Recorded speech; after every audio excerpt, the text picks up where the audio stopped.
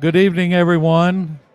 Welcome to the Pikes Peak Bulletin's 2023 Election Forum, presented in partnership with the League of Women Voters of the Pikes Peak region.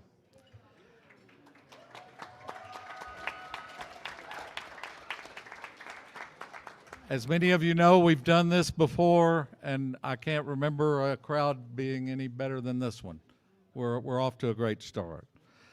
My name is Ralph Roughton. I'm the Bulletin's Executive Editor Emeritus, or whatever it is they call you when you're retired, and I'll be your moderator tonight. The goal of this forum is to present the views of the candidates seeking your votes in a nonpartisan setting so that you, the voters, can make informed decisions. This would be a good place to also say that isn't it wonderful that we have so many choices this year in this election, and the candidates deserve applause.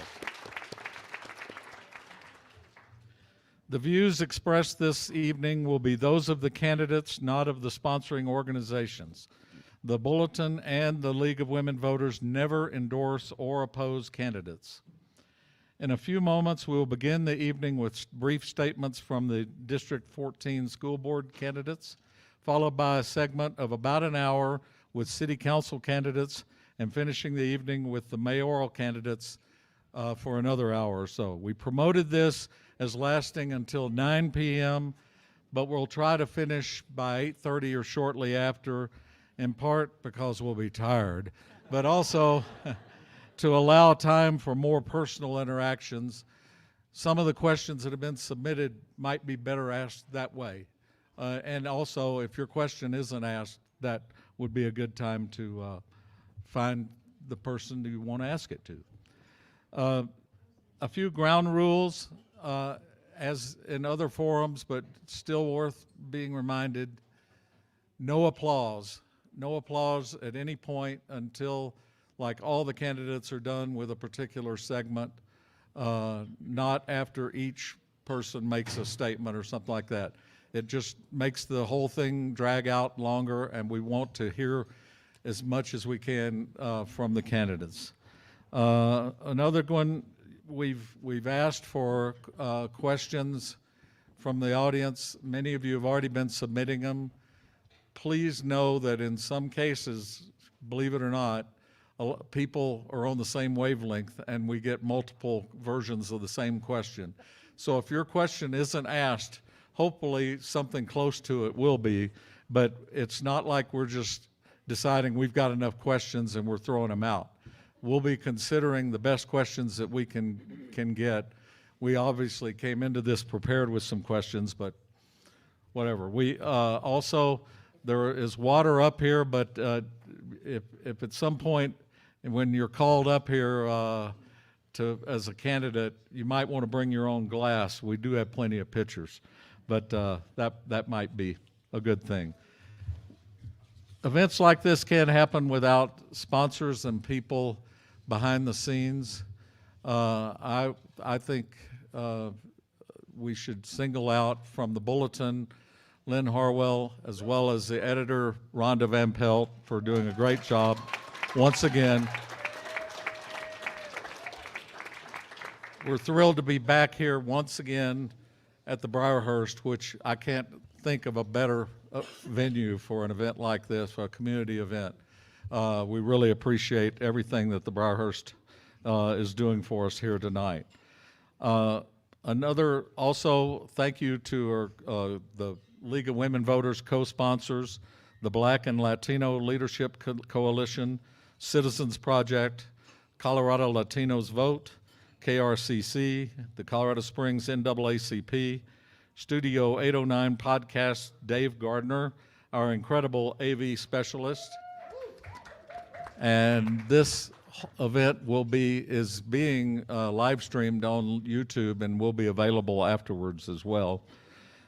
Also, Together Colorado Faith Table, and I believe that's all of the sponsors.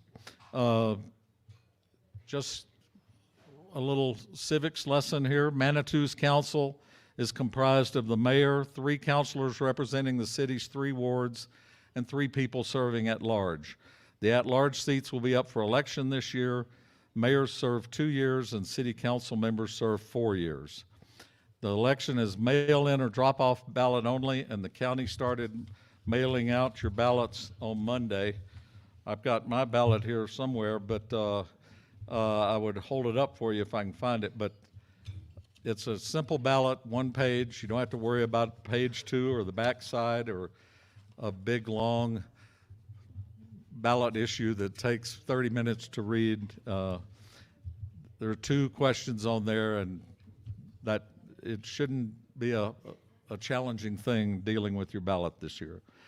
Let's see. If you don't receive your ballot, contact 719-575-VOTE. That's 8683-575-8683. You can track your ballot at www.govotecolorado.gov, and it does work, trust me. After you've turned in your vote, within a couple of days, it'll give you confirmation in case you haven't done that before. Tonight's program will not include opening statements from the council and mayoral candidates. We have prepared questions, and we're considering and using handwritten questions from the audience as time allows. If you have a question aimed at just one candidate, please ask that question personally to that candidate afterward, and there should be time for you to do that. We'll have a variety of topics and response times. There will be closing statements. The council candidates will have 1 minute each for their closing statements, and the mayoral candidates will have 2 minutes. A few other housekeeping items. Please silence your phones. Any recording personal of tonight's event must be approved by the League of Women Voters and the Pikes Peak Bulletin. To avoid disruption, while candidates are speaking, hold up any question cards that you might have, and a league member will come collect it.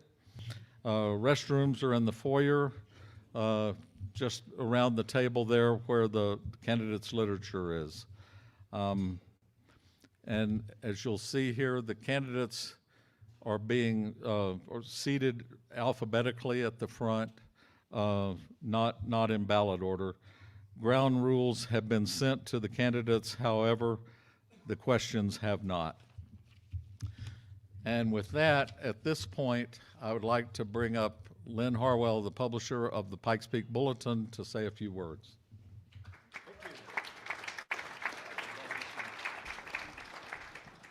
Hello. Here I am. Hi. My goodness. I think I know almost everybody in this room, and what an incredible night. If I don't know you, please say hi to me before you go tonight. I'd love to get to know you. I want to get to the questions. I don't want to spend a lot of time up here talking to you, but again, just thank you on behalf of the Bulletin.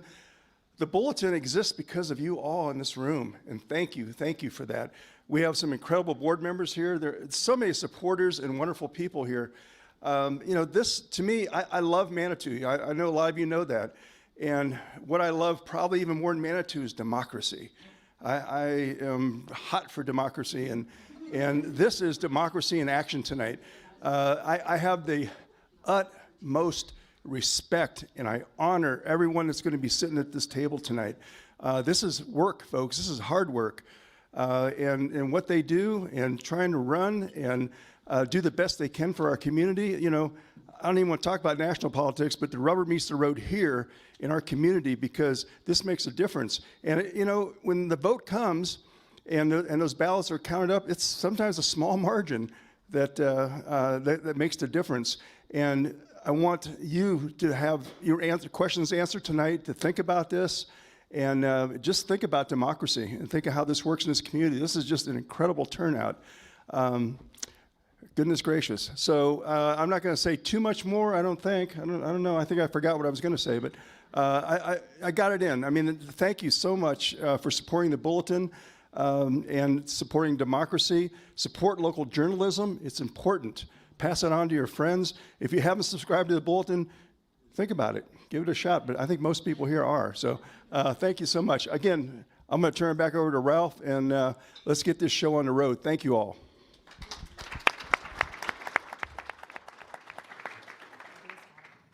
Let's go straight to the school board candidates, who will speak for 3 minutes each in alphabetical, or not in alphabetical order. I did a blind draw to determine the speaking order. They will not be asked questions. They will make 3-minute statements each, up to 3 minutes. First, Maggie Santos.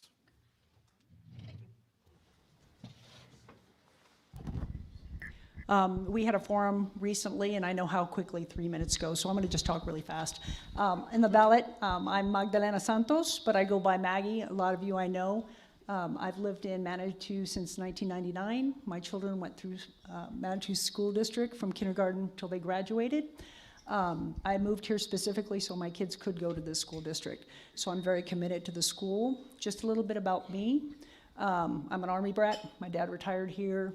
I graduated from Colorado College. After that, I was a teacher for several years, about 105 years ago.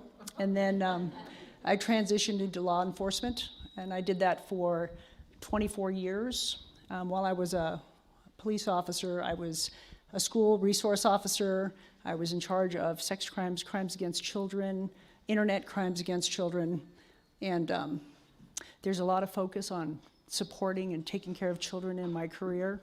When I retired after a couple decades there, I went to Colorado College where I was the director of campus safety and emergency manager. I know that's a really critical issue nationally about safety in schools, and for me that's a very important thing. After I retired from there, I've been at Manitou actually, subbing and coaching. One of the biggest things for me is I might have to give up some of my time at the school. I'm working on volunteering so I can continue coaching. I've been there for 3 years. And you can tell I was at the school today because of my Halloween shirt. I was prepared to be with the children. I want you all to know that I understand that there are lots of national issues in education, but also in our school district we have issues with infrastructure. We have older buildings, vehicles are older. We need to find ways to get newer equipment. We need to fix our buildings. The other piece is compensation for teachers. One of the biggest things is making sure that we have the best teachers in our school district, and I'll have to tell you, we have some of the best teachers in our school district.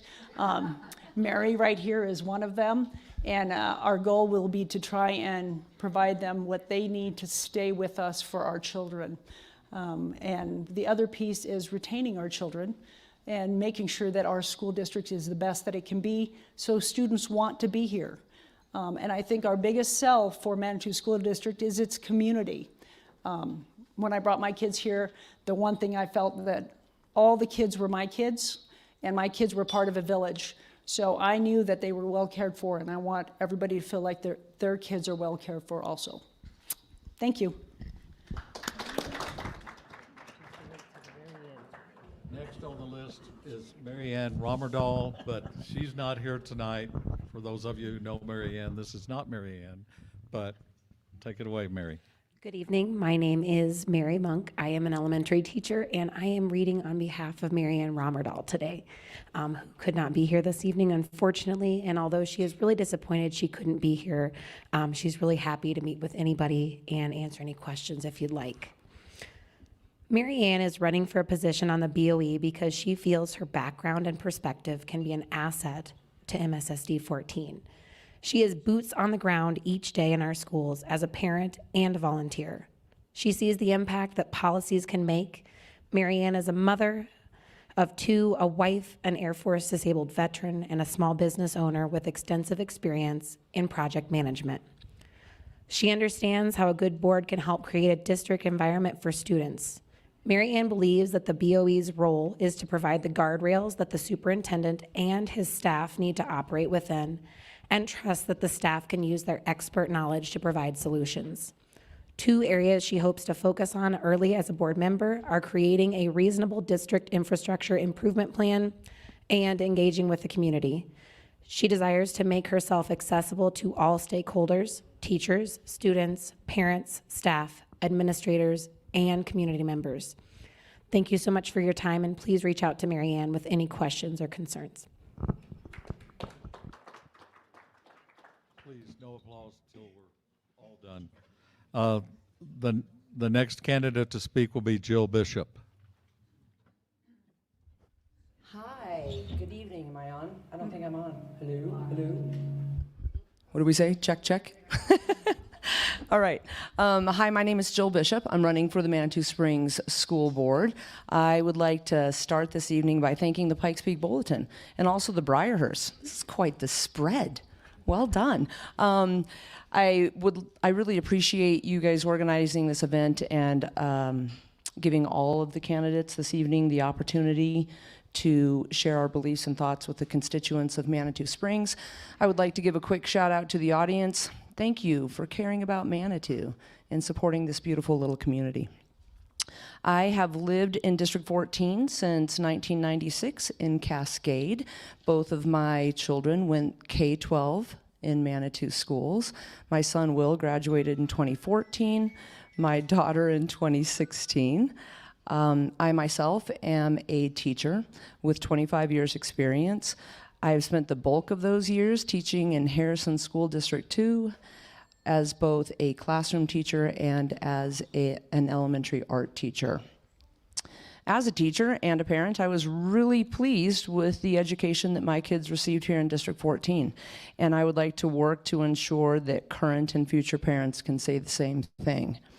As a parent, I was very much involved in my children's education, volunteering on both district accountability committees as well as building accountability committees. As a teacher, I have done the same things in the district where I teach.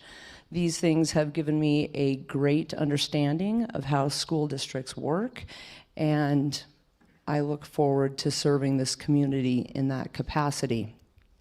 When I saw that there were 3 seats coming up on our Board of Education, I realized that I could bring my education experience as well as my passion for doing what is right for students to one of those seats. Arguably, the education of our youth is one of the most important things that we do as a society. And I look forward to working with parents, to working with District 14 staff members, to working with stakeholders, to create the optimum learning environment in Manitou for our students, a learning environment that is based on relationship-based practices as well as data-driven instruction. I look forward to working with board members to create a fiscally responsible budget, which will lead to higher teacher pay. As Maggie stated, teacher pay and teacher retention is so important to what we do. And I also look forward to building a culture of transparency to foster trust and community partnerships. Again, my name is Jill Bishop, and I thank you for your consideration. Thank you. Great, you're getting it. Final candidate, Connie Brochtenbach. Hello, and thank you for being here tonight. I am a 4th-generation Coloradan who's lived in Manitou Springs since 1990. My partner, Vicki, and I have 2 daughters, Emma and Nora, who attended school in Manitou. Emma is a middle school teacher at Fountain Fort Carson, and Nora has worked at the Manitou Elementary School as a para. We also have 2 grandchildren who we hope will be enrolled in District 14 when they're ready to begin their educational journey from kindergarten through 12th grade. I have a BA in sociology from Fort Hays State University in Hays, Kansas. Most of my professional career has been with Deluxe, or as many of you may know better, Checks Unlimited or Current. While with Deluxe, I worked in a wide variety of operational, managerial, and senior leadership roles. I was also the executive director at TESSA, a local nonprofit, served as a campus safety officer with Maggie at Colorado College, and most recently worked as the plant manager at EduKit. I currently work for the State of Colorado Division of Vocational Rehabilitation as a business outreach specialist serving El Paso and Teller counties. In addition to my work experience, I've served on numerous nonprofit boards and committees, including Community Prep School Board of Education. I'm the founder of the RJR Fund for Kid Power, and I serve as an alternate on the City of Manitou Springs Planning Commission. I'm running for the District 14 School Board because I love Manitou Springs, and I believe in serving our community. With declining enrollments in a district comprised of 50% choice students, it's critical to maintain Manitou's identity in a region with many educational options. Listening to the concerns and needs of teachers, staff, students, and parents supports efforts to create a culture of transparency and trust between the board and these key stakeholders. Listening and learning from these stakeholders will allow me to explore opportunities to upgrade our facilities, making them accessible, sustainable, and technologically capable, ensuring that students have more educational opportunities than just the single-track philosophy of college for all. Leaning into these conversations will increase my knowledge of how to effectively recruit and retain teachers and staff. To continue to be a school of choice, we must provide attractive compensation and growth opportunities to teachers while expanding post-secondary career opportunities for students through vocational and technical certification programs, which must include partners throughout the Pikes Peak region. My knowledge of local issues, professional experience, and my roots in Manitou Springs make me an excellent candidate for this role. I look forward to serving the community and the Manitou Springs School District as a member of the Board of Education. Now we can applaud.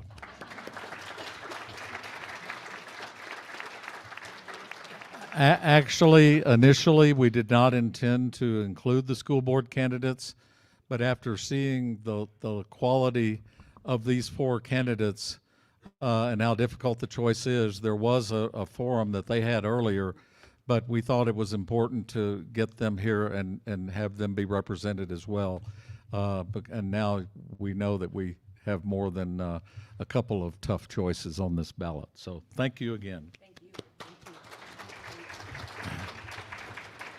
And now we'll ask the city council candidates to come up, and we will have placards out here, but to be seating in alphabetical order from that way this way.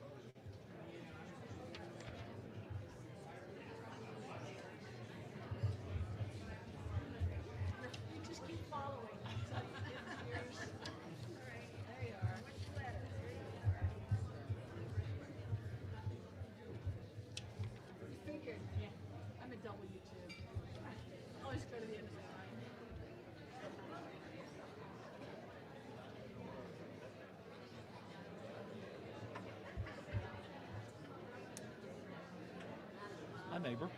Hi, neighbor. It's been a while, but we're.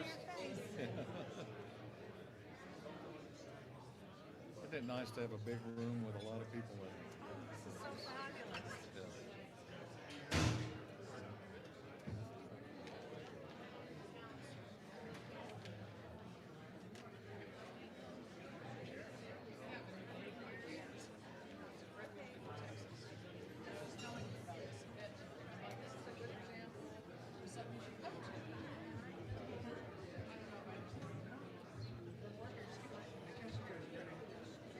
Oh, here, I can sit down. I'll just snuggle up to Ralph.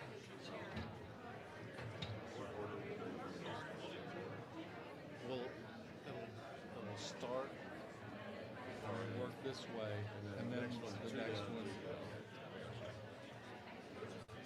Are we gonna just speak from our seat here, right? We'll just be speaking from our seat. No one's gonna come up to the podium, No, right? you can stand if you want to, but you don't have to.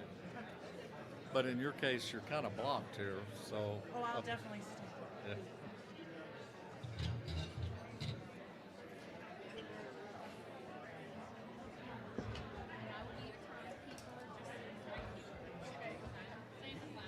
Do not sleep during this session.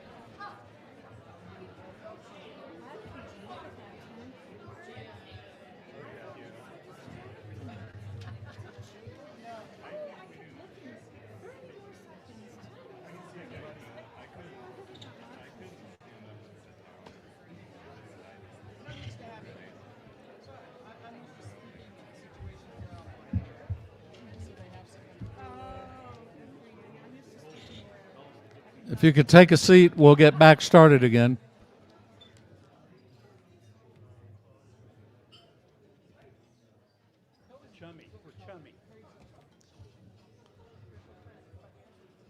Okay.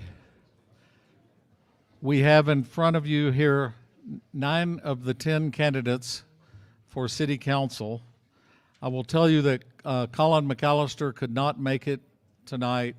He did send a statement, which we have decided that the best thing to do, because of the length of the statement, is to put it at there are like multiple copies of it at the League of Women Voters table. You can get a copy of it, or just go over there and read it if you wish at your leisure. The candidates who are here: Judith Chandler, Alan Delwich, Stephen Hart, Mark Lee, Tony Mock, Susan Presti, John Shada, Carrie Storm, Julie Wolfe. We're going to have different kinds of questions. Most of them will be, each person will have a minute to answer. It will not be a debate format. It'll be a forum discussion, and each person will have a shot at pretty much every question. First question: your term would end in 2027. What would be your #1 dream for Manitou to be accomplished by then, and how can you help make it reality? Starting with Judith Chandler and working this way. The next time we'll start with Alan. Thank you. Thank you. So I would love to see all of our capital projects that we have in the works be completed. Carnegie Library, Hiawatha Gardens, right? We want to get the police department remodel finished. So all of these wonderful capital projects that we've been working on, I think by 2027 we also can have a fully functioning parking and micromobility enterprise in our town, and work to complete Creek Walk. So we have walkers, hikers, people with riding bikes, coming and going to our town. So I think we can get all that done, and I'd love to see the fitness center remodel at least started, and Soda Springs and Higginbotham Platts master plan. So that's a lot to do. Thank you.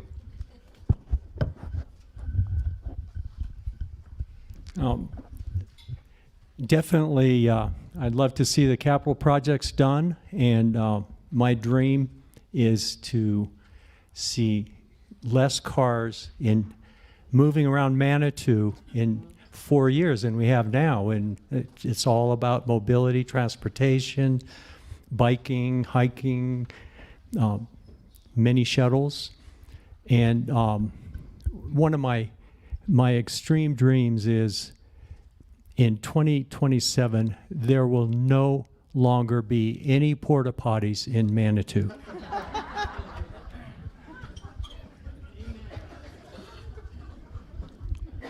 Well, my dream is to be over with the council in 2027. No, seriously, I think that it needs to be a place that's visitor friendly, needs to be a place that's business friendly. We need to have work done on our infrastructure. And I don't think it'll be completed by 27. It'd be nice if it was, but it's not. Things change. And I want it to be safe for every citizen and visitor that we have. And I want people to talk more about Manitou and the prosperity that we can provide for them.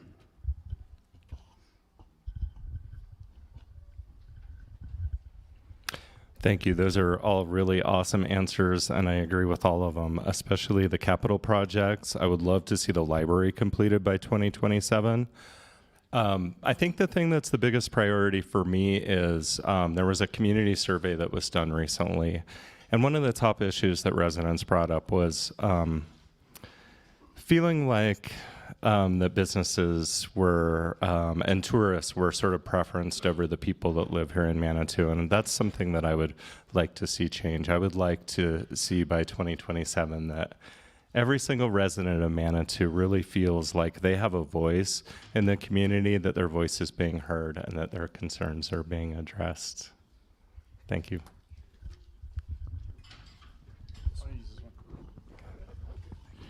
So, council transparency. I feel like city council is making a lot of decisions and they're doing things, and it's not really easy for us to figure out what they're doing. There is an online portal, but that's still kind of a barrier to a lot of people. Tourism has been mentioned. Tourism, we need to adopt more responsible tourism, destination stewardship. There's a lot of like sustainability programs and actions that we can take there.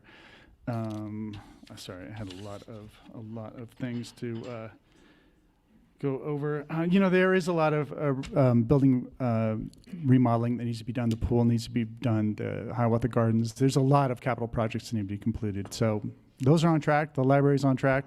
We'll just keep going with those. What I'd really like to see us accomplish by 2027, I would like to see the east end of town redeveloped and connected by a really functional transit system that allows people to park somewhere besides in the heart of Manitou, but to get here and to make it easy for them to get into town and to be visitors and to participate and to enjoy our community. And it would help our citizens too if we could have a much more robust year-round transportation system. But if we redeveloped the east end, it's going to be critical that we connect both ends of the town together so that it becomes functioning as one. Thank you.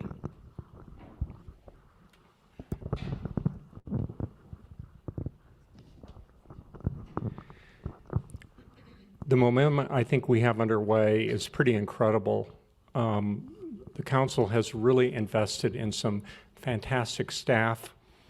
I think we are maybe only 2 people short.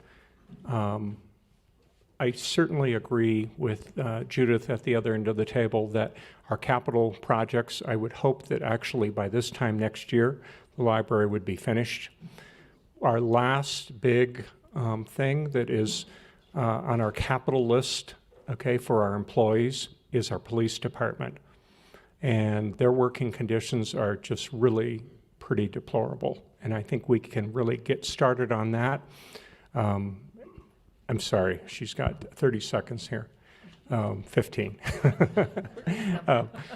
I certainly agree that we have a great opportunity to get this traffic and this parking thing under control. And I would hope that we would certainly have that at least more than halfway done by 2027. Thank you. He's on already? Hello? So an interesting couple of things have been coming up in front of the Planning Commission, and I was happy to attend the City Council meeting this week. In terms of affordable housing, there's a real need for affordable housing in our city and to maintain a place where people who are living on the lower end of the income scale have a place to live. And there's the City Council adopted to support Proposition 123, which will allow us to get support for landlords and builders to build low-income housing or refurbish current apartments and keep them low income. And I think in that program, we have to, I think by the end of 3 years, build, I think, or establish approximately 40-something units that would be low income housing. I would love to see that accomplished by 2027.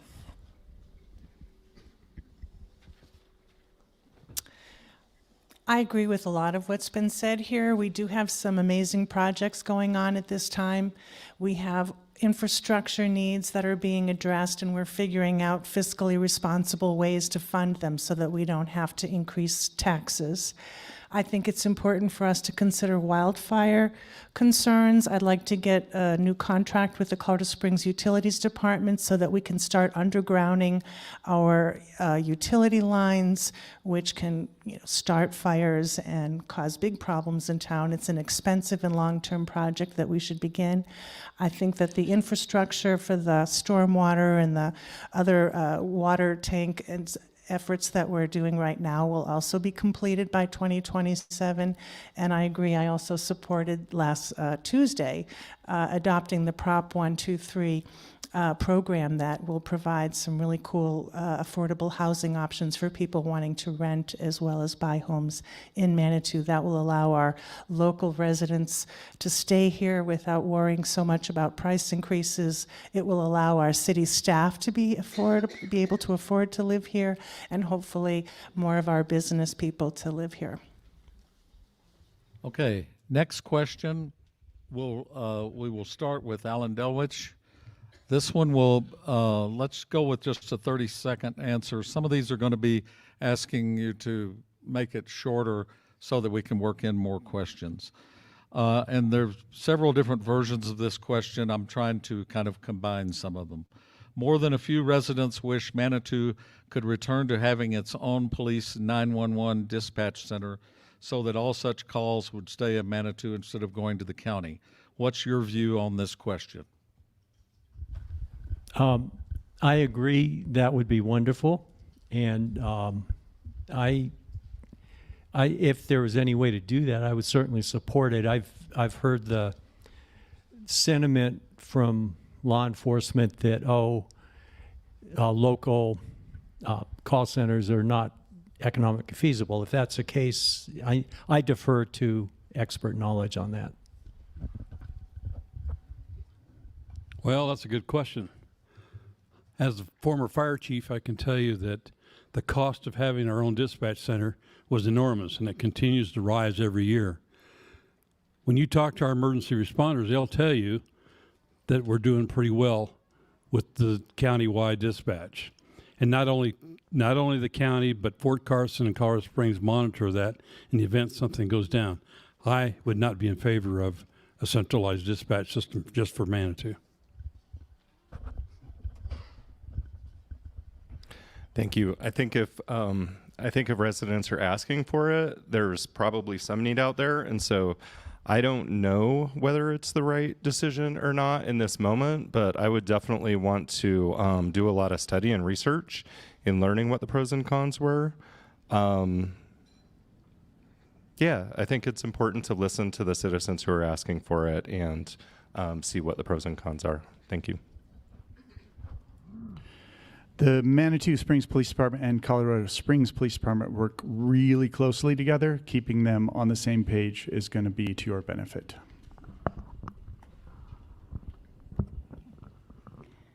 I would start by asking what really is the problem we're trying to solve. I'm not sure that just bringing the 911 dispatch into Manitou solves the problem. It'd be more productive to ask what are the sticking points and then address that with the county and the central dispatch. The city has looked at this, and 911 is really important that we keep that with the county operations. I think what the opportunity we have is for what I would call urgent and non-urgent calls. Currently, right now, that's being funneled into a county number, and that thing has such a complicated decision tree, it is almost impossible to navigate. And I would be in favor of us establishing essentially a non-emergent number that from a technology standpoint then gets queued up and gets sent to one of those dispatchers, and we don't have to wade through 9 or 10 menus of options. Thank you. I guess I'd like to understand what the issues are and dig into those and see if they're solvable without bringing it on board, and if there are things that we can work through, like Mr. Shada said. What can we do that might be better with leaving it outsourced, or does insourcing make sense? I have to believe that insourcing it would be a lot of money. I also don't know enough about this situation to have a strong opinion. I'd want to solicit input from the community members, find out what the problem is, and see, as has been said earlier, if there are solutions other than bringing 911 in-house. I do agree with having a non-emergency local number, and we've talked about that in City Council. It's something that comes up in our budget decisions when we have to decide how best to spend our limited funds and what are the priorities. So I'd want to look into that more and get input from the public. Thank you.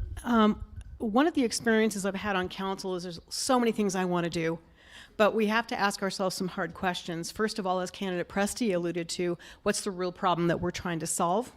Secondly, do we have the resources and the space for this? Is it affordable? Can we afford it? And so I think that it's worth having a conversation. If there's a large number of people in the community that want to at least have that conversation and have us investigate it, I think it's worth doing that. And it can be done. We know that. We just brought our ambulance service in-house. We brought our ambulance service in-house, and we have reduced response times to an average of 6 minutes. So when Manitou wants it done, we can get it done. We just need to ask ourselves the important questions. Thank you. Okay. Next question, we will start with Steve Hart. Again, let's go with 30 seconds on this one per answer. Plan Manitou, one of our best community assets, this is from a reader, is due for an update. Name one issue that should be addressed or revised in Plan Manitou and how. Steve? Well, would you repeat that question, please? Plan Manitou, one of our best community assets, is due for an update. Name one issue that should be addressed or revised in Plan Manitou and how. I still get that first Plan Manitou, you said? Yes, Plan Manitou, the document that sets the priorities and describes the community about as well as it can be described. Well, honestly, I don't have an answer for that. I'm not exactly sure what that's about, so I'd have to look at that.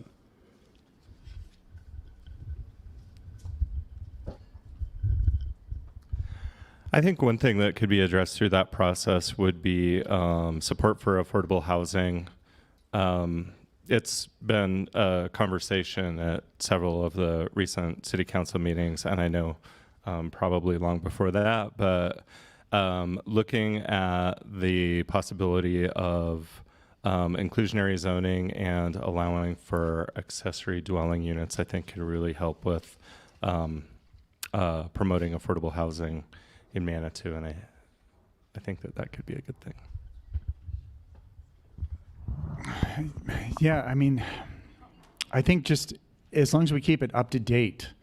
I mean, the 123 just went through, we adopted that. The ADUs are still on the table. I don't have a problem with the plan. I just think it could be updated with the current information.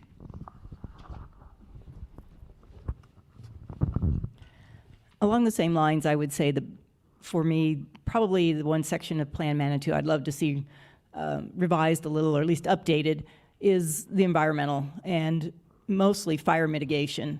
Make sure we're looking at our best options and update that and what our partnerships could be to address that, because safety, safety, safety.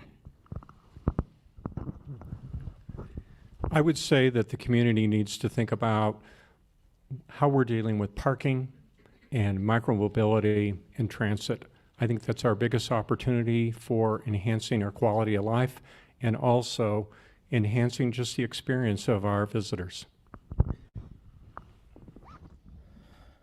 I would like to look at the emergency management, the emergency response part of Plan Manitou, and see that we reduce the response time taken to notify citizens when there's a situation. A perfect example is a couple years ago we had a fire at the base of the incline, and we didn't see something out from the city for about an hour.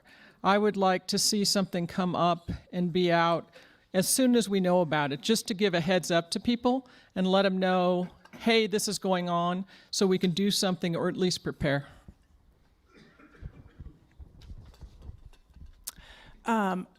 We review and we revise Plan Manitou regularly as is required. And I'd like to see a section in there that talks about specifically partnerships that we can form so that we can improve our traffic and congestion problems. In the summer, it's difficult for first responders to get through Manitou Ave in the downtown area because there's a traffic jam and they can't get through to their emergency. I'd like to see Plan Manitou organize or reflect a desire to work with the COG and the incline to coordinate our parking and transportation program with them.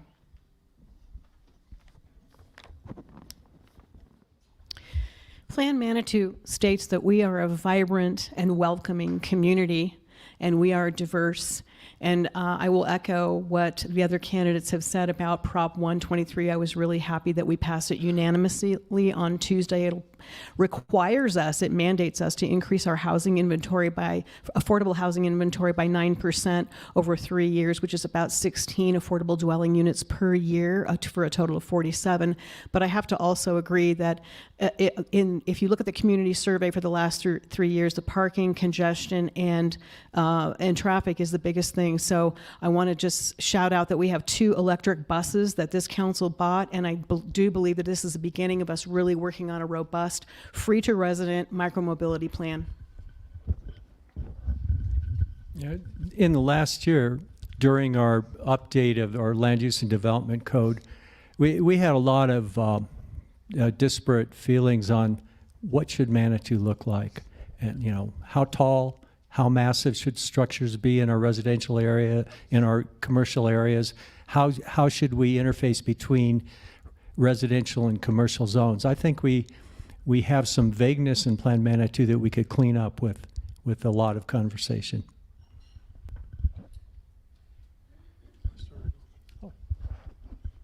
That's it?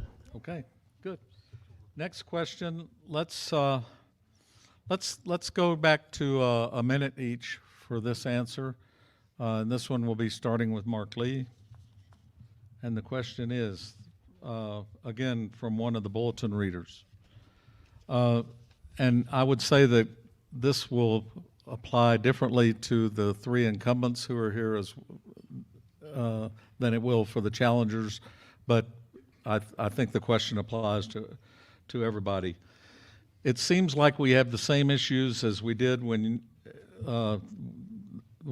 people were elected 4 years ago, and now here we are again. What makes you feel like you can solve the same issues this next time in office?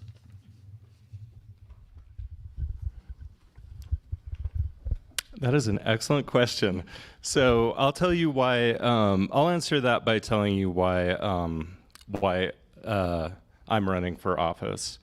4 years ago, the incumbent candidates ran unopposed, and that was my primary reason for deciding to run this year. I feel like local politics is the best. It's the best, most accessible way for people to participate in democracy. And I think that through having residents involved in local decision making, we can only become stronger. And so I think through having listening to people and having community involvement can really help solve these problems that maybe haven't been fully addressed in the past. Thank you. We have the same problems that we've had for however long, largely because I don't think City Council communicates very well with residents. If we did, or if City Council did communicate, then you would understand why there are problems. You would be able to engage better with City Council, and they wouldn't become problems anymore. I feel like if there was for example, in the bulletin, if we could put in a street sheet on upcoming events, upcoming issues, the position of council members on them, so that if you want to be engaged, you are fully informed easily without having to go online and dig through an agenda and minutes and figure out what's going on. That way, all the different parts of Manitou can know what they're doing. The arts district, the business district, tourism. You can be on the same page. You can understand the importance of each one. And yeah, so communication will solve problems.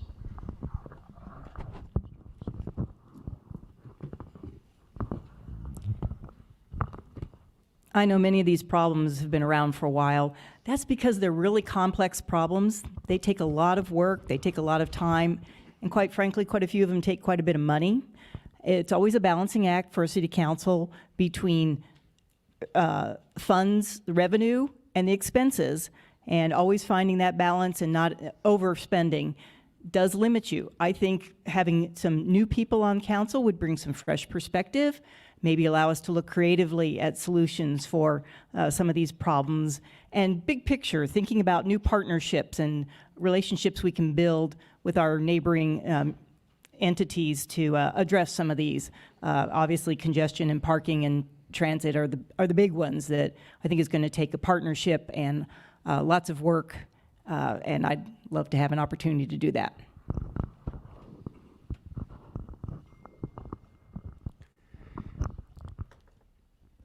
I don't agree that we have all the exact same problems. I believe 4 years ago, where we were as a city, we had a relatively new staff.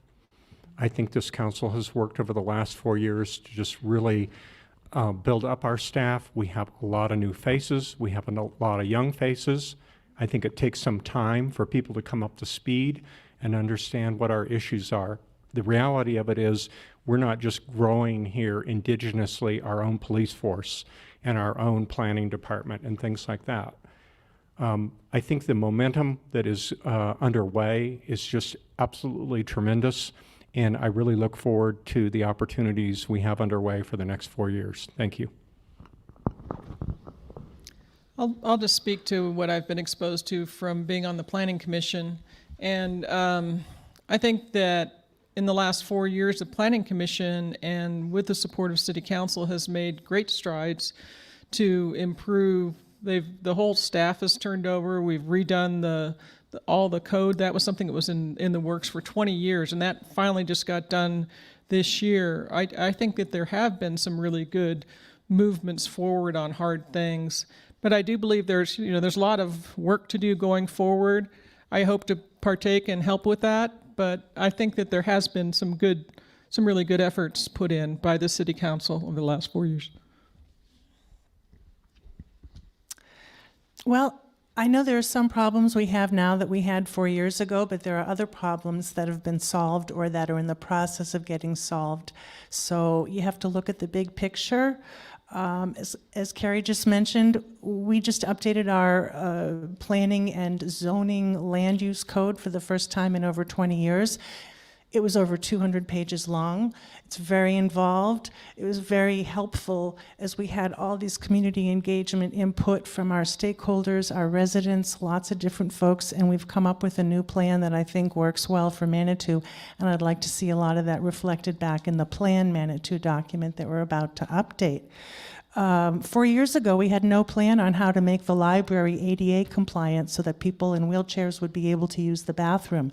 We had no plan years ago on how to fund a renovation for the library. We had no plans on how to pay for the renovations that are underway at City Hall, that are planned for the police department, that are planned for the pool and the fitness center. So there are a lot of things in the works that have improved over the last 4 years, and I'd like to see it continue.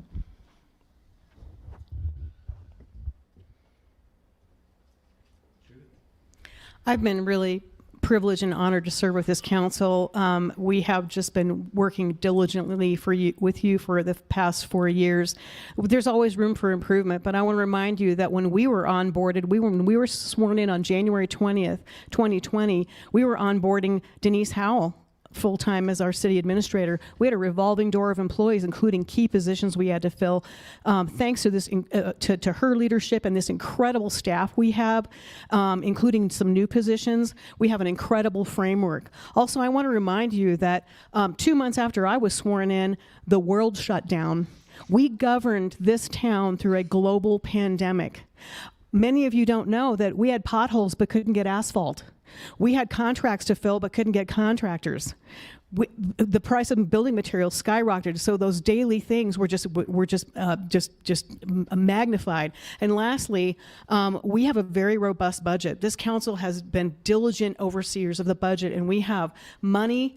We have a foundation, we have great staff, and I think the next 4 years are going to be really key to growing and developing Manitou even more. Thank you. In the last 4 years, we've made a lot of progress. I'd say we've made more progress on some of our key issues: congestion, infrastructure, transportation, than we have in in the 40 years previous that I've lived here. And one of the things we have going for us is we are in an incredible financial position, and we need to make the best of it. And I think sometimes new perspectives from new people can really help to get things going. And I think it's just looking forward, and we will start accomplishing a lot of things. Well, I can remember back when we couldn't find a water line. I remember when we had a siren for a fire call. I remember when the police cars didn't have radios. And we had a 911, well, we didn't have 911, we had just a dispatch center. And when a fire happened, you called in, and the dispatcher told you where the fire was. So we've come a long way. That doesn't mean there aren't mistakes. When you solve a problem, you end up getting other problems as a consequence. I think having looked over the budget for this coming year, it's great. I'm concerned about the new money with the world politics, the way it's going right now, that may dry up. But we make a change, and a budget is nothing more than a plan and a little bit of work to move forward. And I think the council, working on the situations they had, did well, and I think new perspective views will improve that. Remember, elections are for the future and not the status quo. Okay. Next question will start with Tony Mock. And just so that people know, this is the last question that was just handed to me from the audience, and I'm going to go ahead and put it to the top of the list. The current city reserve fund balance is around $6 million. How do you propose committing some of those funds to the betterment of Manitou Springs? Well, yeah, cake. That's easy. I don't have a whole lot of experience with the Manitou budget, so I am not equipped to really answer that question.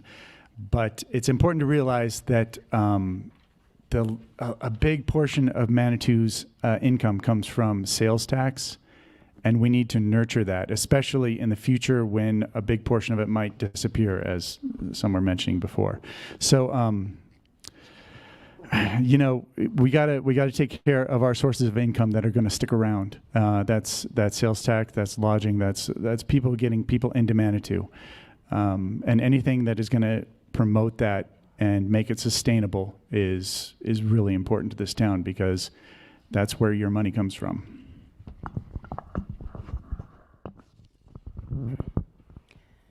Well, the $6 million is called a reserve fund, and it's a reserve fund for a reason. We do want to make sure we have funds reserved for emergencies. We faced floods before. We've faced other emergencies. We could face a devastating fire. So I am not particularly interested in spending all of our reserve funds.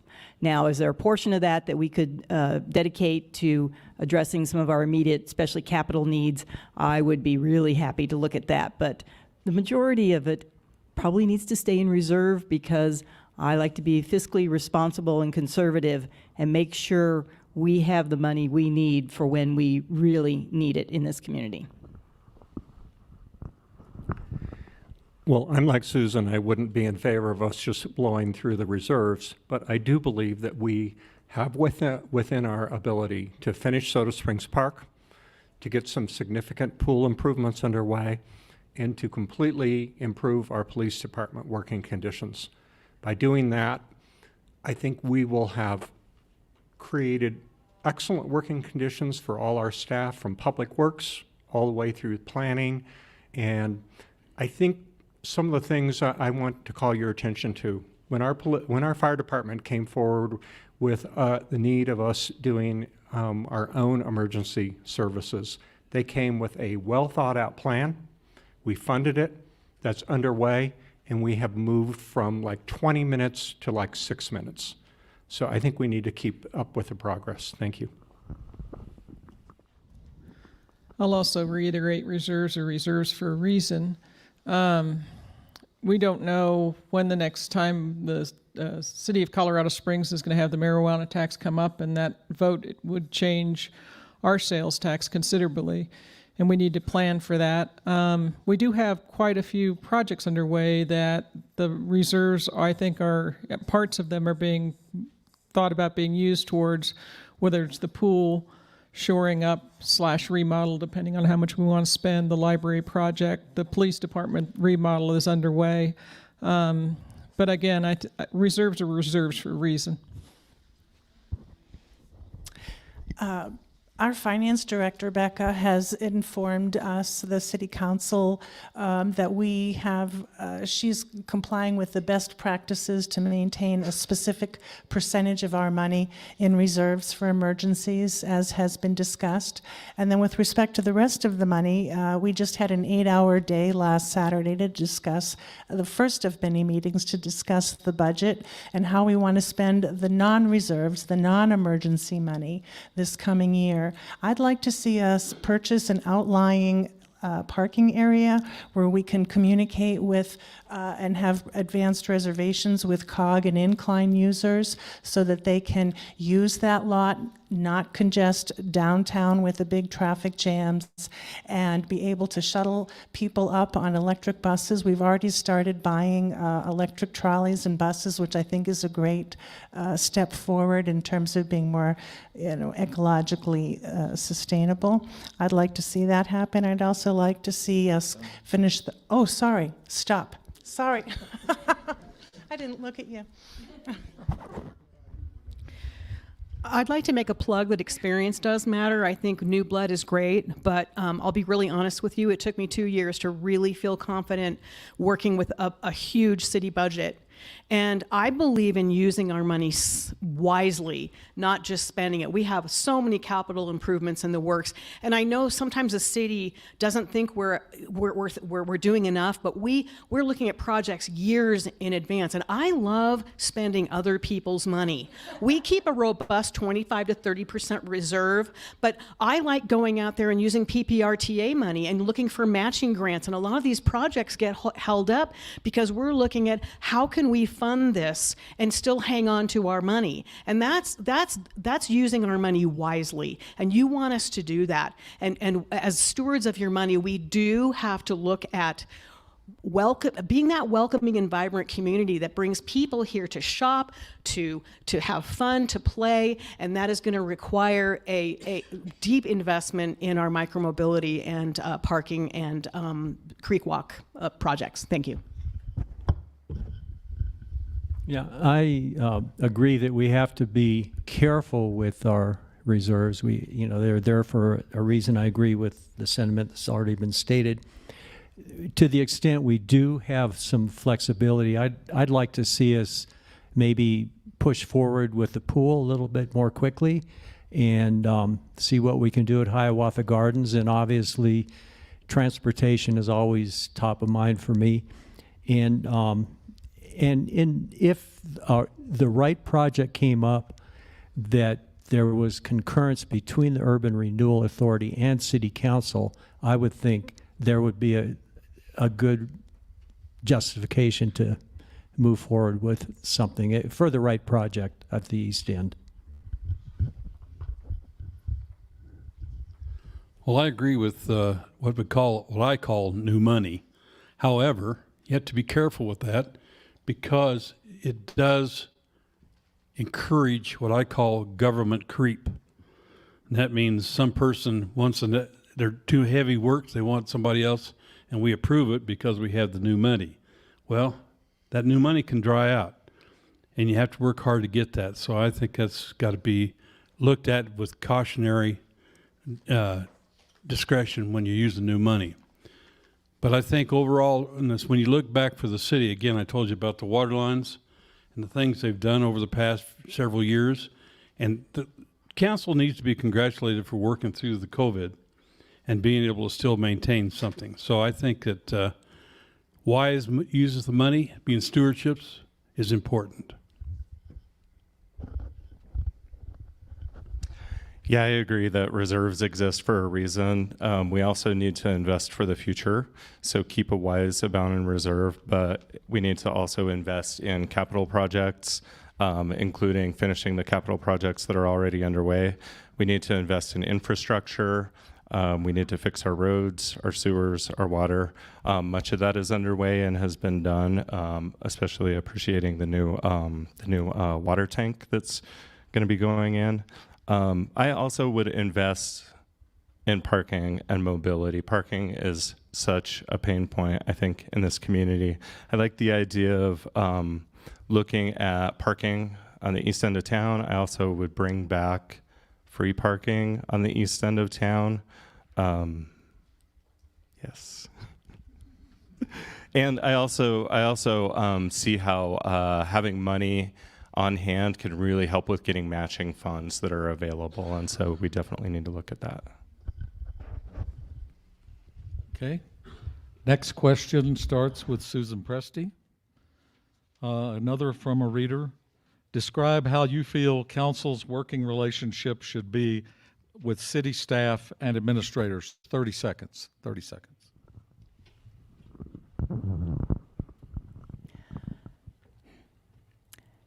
I've sat on many boards of directors over the years, and my philosophy is the council sets policy and charges staff with implementing it. And then the city administrator reports to the city council. I think if you hire the right people, hire the right city administrator, and that city administrator hires the right people, you don't have to be micromanaging. So it's really about setting the right priorities and making it clear what the policies and the boundaries are for staff, and then letting the experts do the job.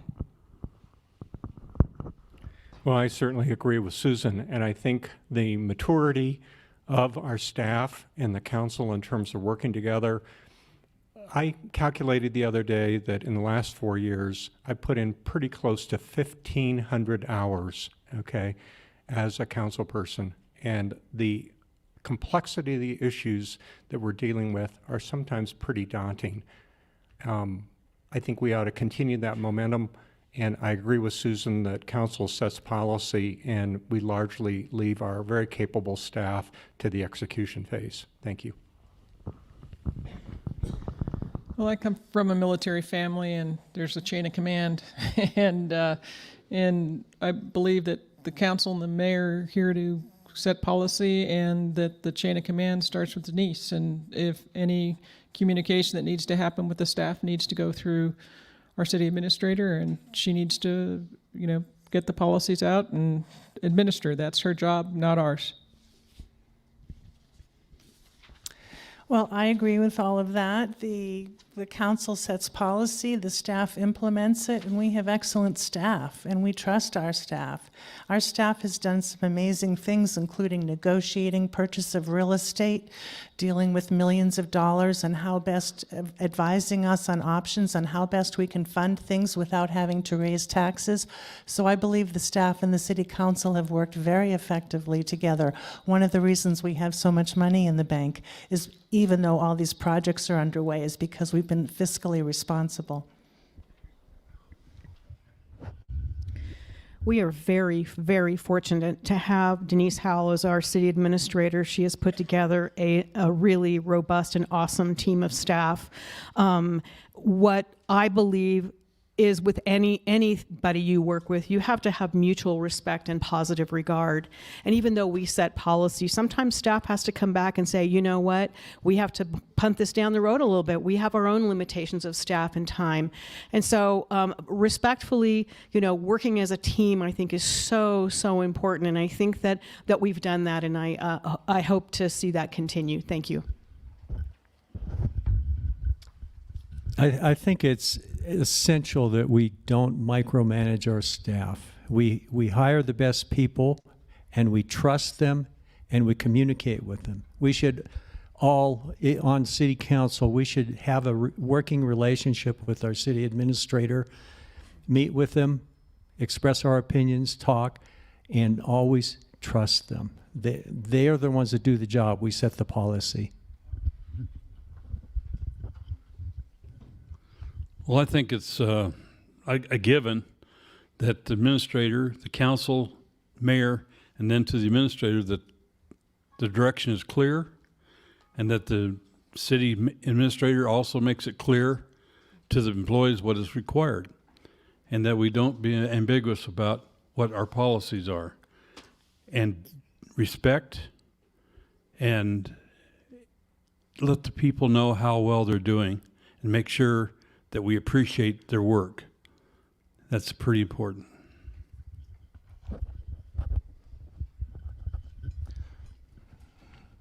I was fortunate last weekend to have the opportunity to attend the council budget meeting with city staff. And something that really stuck with me besides the numbers was a city org chart was brought up. And at the top of the org chart was the citizens of Manitou Springs, and below that was the mayor and city council. And I really think that despite that, we need to stop the micromanaging. The city staff is remarkable. Denise has done a remarkable job. Thank you. That's not enough time. Thank you.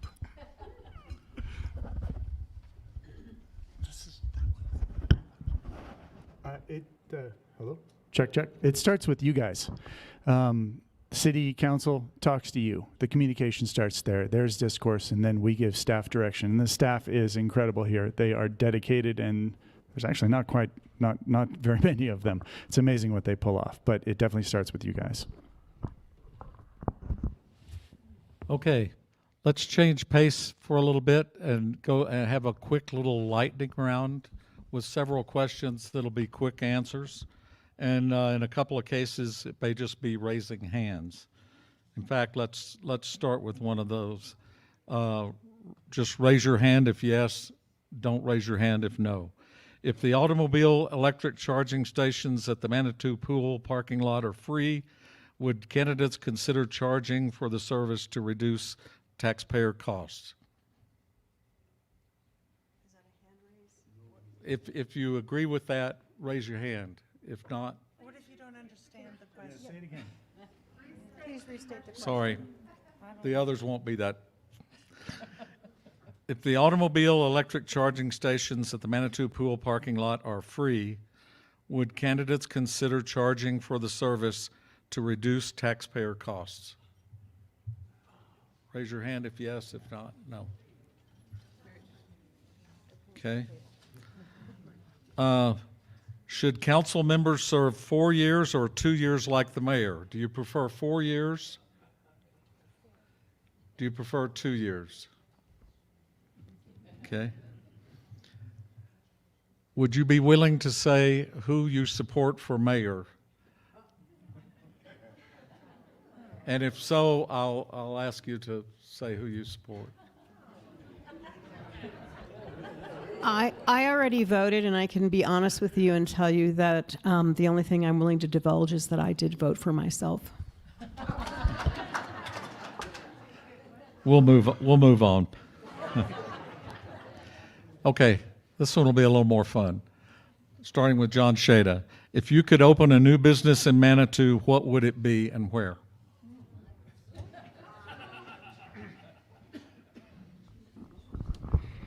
I would open up a version of Mountain Mama's, a small organic grocery store, preferably somewhere around the, shall we say, maybe in the Manitou Jack's liquor store location or something like that. Something that is easily accessible for people from Crystal Hills and the downtown area.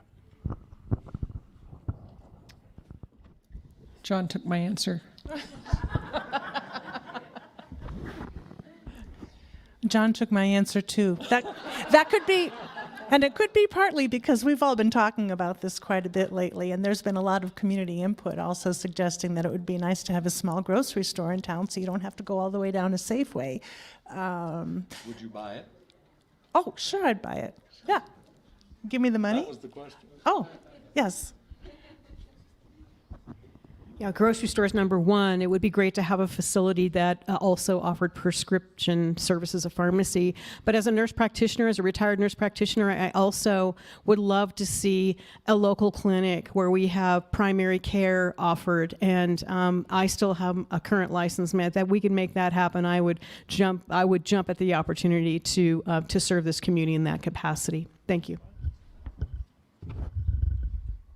I would, without a reservation, have a beer garden on the east end, along the river, perhaps where the Dillon is. It would have music in the summer, and it would have fun and games for everybody. It would be an instant hit. Well, I'm going to be serious. I would franchise a small neighborhood Walmart with a medical clinic and a beer garden to improve that.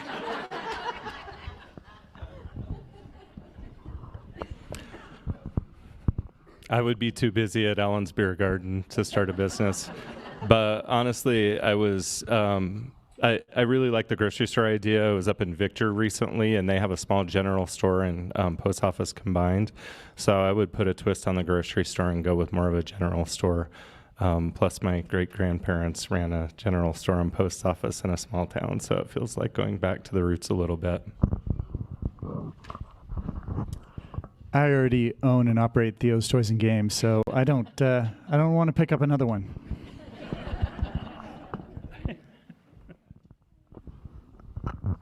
Oh, this is hard.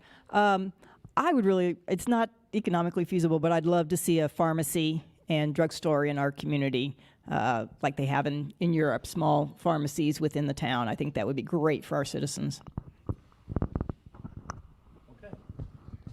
We'll move on. Thank you. Next question is a little bit dicier, but there was more than one person who expressed an opinion about this. There was an advertisement in the October 13th last week bulletin in regard to the council race and whether candidates, whether voters should consider the incumbents or not. The questions that have been asked were such as, who was behind all this. Obviously, that's not why we're here, but I'm just going to ask if anybody has an opinion or a reaction that they want to provide now, because yes, it affected the three incumbents, but it also perhaps by association affected the challengers because maybe they were involved in this. But I just want to open it up and starting with Carrie and see if you don't want to respond, you don't have to, but if this is your chance, 30 seconds. I didn't pay for the ad.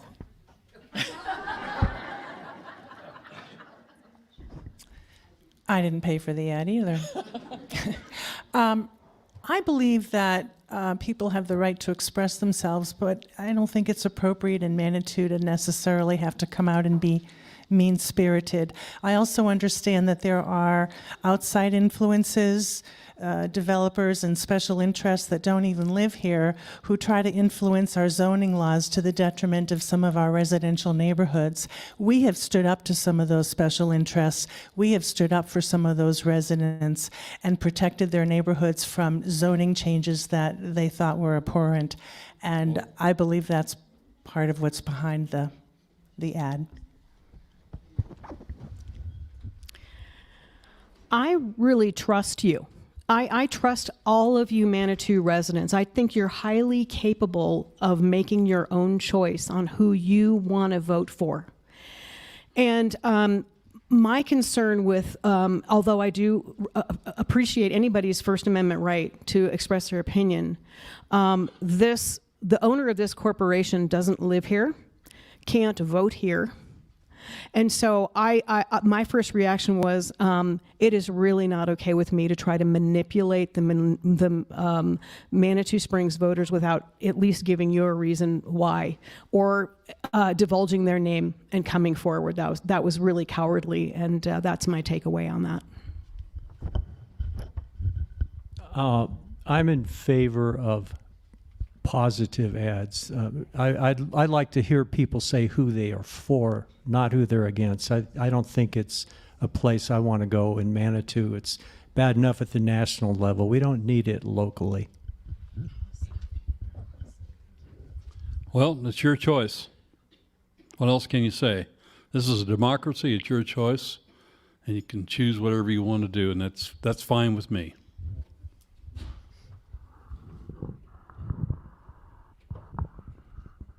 I had nothing to do with the ad. I will tell you that I had the same question, and I will tell you that it is possible to look up through the Secretary of State's website who is behind the ad as public information. However, I also am thankful that there are so many candidates on the ballot, and I think it's really a testament to the strength of our community. Yeah, I have nothing to do with it either. But regardless, I mean, look at how many people are here. Look at how many people are up here. Manitou's shown up for this election for whatever reason. The use of newspapers to express opinions goes back to our forefathers in this country. So I honor that and respect that. However, by the same token, I don't think negative campaigning is useful to either side. Either those are being criticized or the rest of us, association by perception. But I will say that basically everybody should find the candidates that they believe best represent them and vote for them.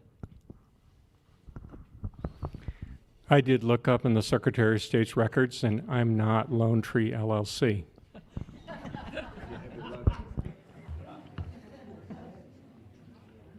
Okay. Last question, and then we'll have closing statements. And in this, let's just do 30-second answers, starting with Julie.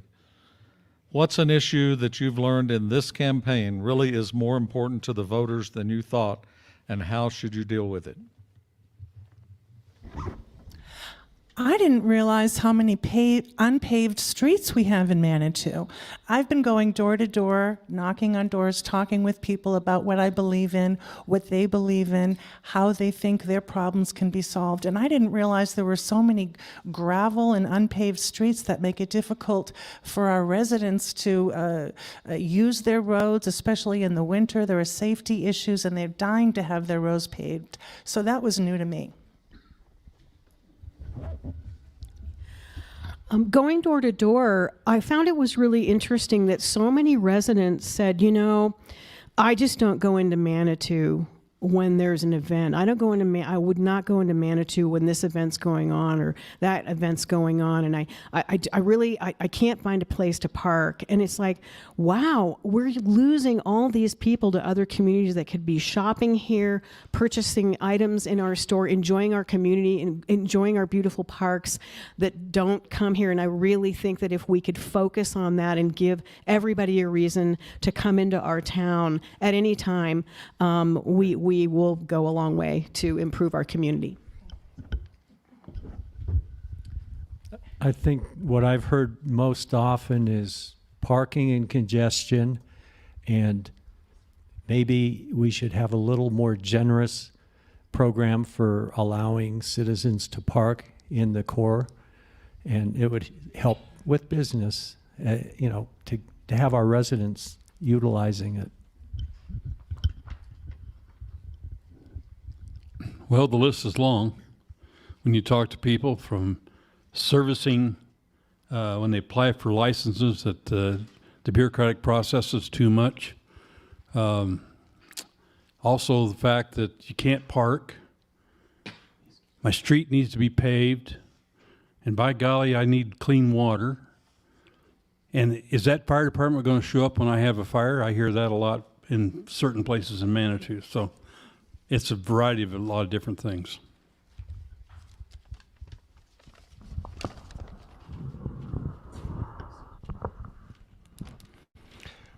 Well, parking isn't so much a surprise. I think people are pretty aware that it's an issue. But something that was surprising to me was that RPPs, while they can be really helpful to residents, they're a little bit more nuanced than you might think. And it's been surprising to attend city council meetings and have people show up that were opposed to having RPPs in their neighborhood. I think there are several reasons for that, and I think that we should periodically evaluate RPPs. While they're a good thing, they shouldn't be permanent and should be renewed periodically. Thank you. Getting residents to shop downtown is really beneficial to the city. When you buy something downtown, that money usually goes to a resident, and they spend it in town again. And each time, city gets a cut of it from tax. To encourage that, a downtown parking program that isn't so clunky might work. Maybe even something automatic, paperclip easy. I would start there.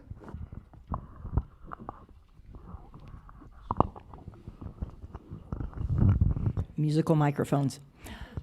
Parking has been something that just keeps coming up. No, it wasn't a surprise, but interesting the different nuances of the issues, from traffic slowing to do you want park on the street, not? And I think so many people are really excited about finding alternatives to parking congestion downtown. So I've just seen a few different options, and we'll keep talking about it because it's not going away tomorrow.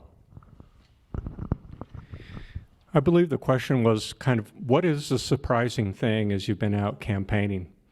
And I've been out 4 hours every single day. It's my goal to try and knock on every single door. And I've been checking it off tediously. And what hits me is the microclimate in our neighborhoods.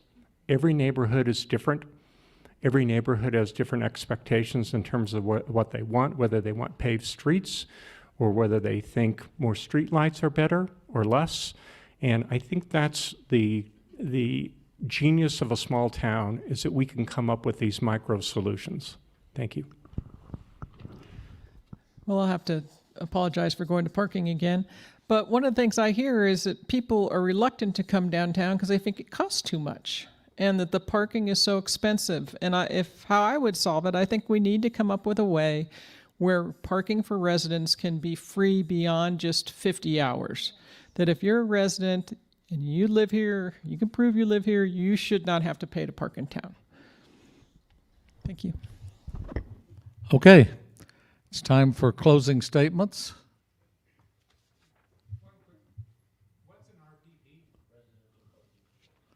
Thank you, Dallas. Okay, that was appropriate. Moving to closing statements, and we'll go back to the other end, 1 minute each, and the timer is watching. So have at it, starting with Judith Chandler. Thank you. When we first got here this evening, Lynn Ettinger Harwell made a comment that just stuck in my head, and he said, "I know most of you in this room." And it made me think, I know many, if not most of you in this room. And it's not just because of my almost 4 years serving on city council. I really thought about that. I'm your neighbor. I'm your friend. I'm your colleague. I've picked up trash with you. I've planted trees with you. I protested with you. I've broken bread with you at so many community meetings. I mean, we are family here. And that is, I'm so passionate about that.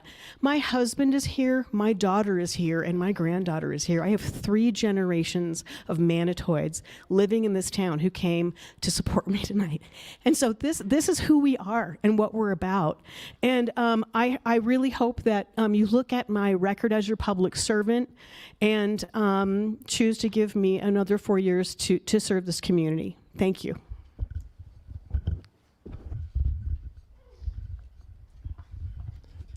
During my years in Manitou, I've served on several boards, commissions, committees, and task forces. And my experience on the Planning Commission and these other boards has equipped me with the necessary skills and expertise to make meaningful contributions to a high-functioning city council. I work harmoniously with others, even during contentious policy discussions. If I'm elected, I'm prepared to help move us forward to solve the challenges and opportunities that are facing us.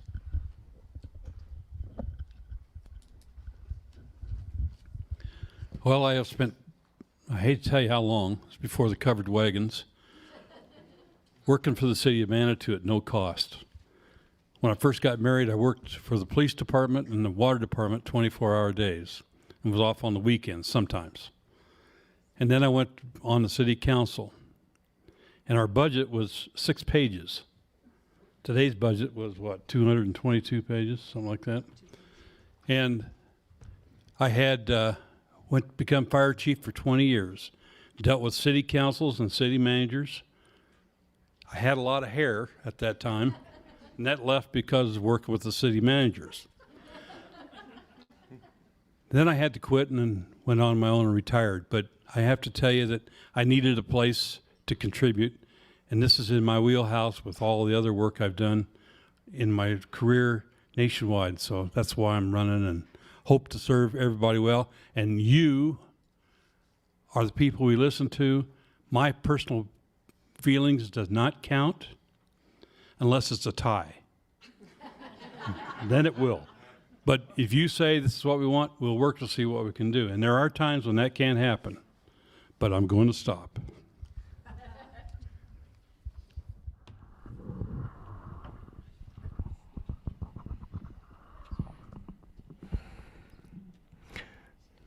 I can't tell you what an incredible opportunity this has been to be able to run for city council.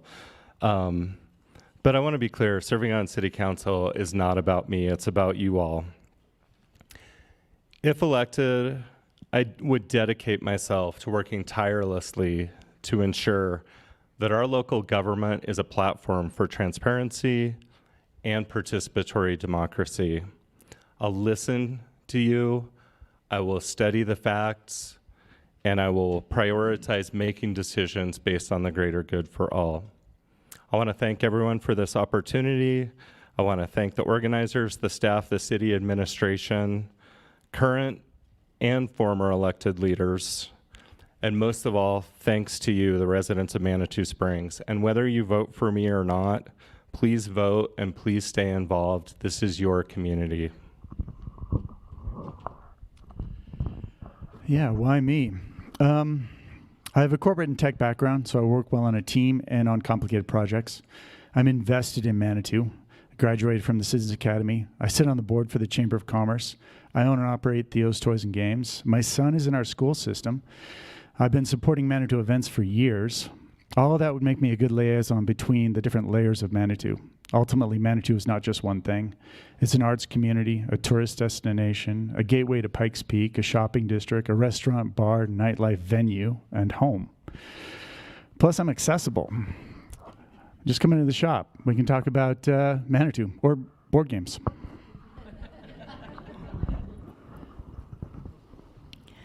Okay, most important thing for you to know, my secret identity is out. I will not be on the ballot as Susan Presti. Be looking for me as Charlotte Susan Presti. I know you all know me as Susan, but unfortunately, the law says all 3 names on the ballot, so I'll be easy to find. If you should care to make me a council person to represent you, I will work to make decisions that consider the best interests of both our businesses and our residents, and I will focus on creating a dynamic future for our community while still maintaining our historic culture and traditions. I think back a gravel mine in Waldo Canyon. Manitou is a gambling and slot machine destination. Or just even more recently, our fire department stepping forward and saying, hey, do you want a 7-minute emergency response time or a 20-minute response time? Manitou has a population of 5,000 people, yet on an average day, we probably have more than 5,000 cars that arrive. We also know there's a seasonal nature, and on many days, it might be 10,000. We acutely know the day-to-day impact of how to smile and welcome visitors, but want the city to actively manage where our visitors park and drive. And once parked, how will our visitors get around? The quality of life depends on this. Solutions come from our hands, and we can wisely choose to create solutions or cynically pretend that we are helpless. I'm an optimist, or I would not be running for re-election. Thank you.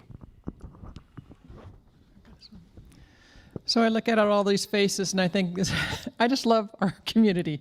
This is such a great place to live. I've enjoyed being in our community, participating on boards. I'm on the Planning Commission. I'm on the board of the Heritage Center, the current president. I look forward to doing more things for the city, with the city. I know there's been some talk about contention and tension on city council. I will tell you, I'm the youngest of 8 children, so I'm a great peacemaker. I hope you'll consider me and vote for me this year.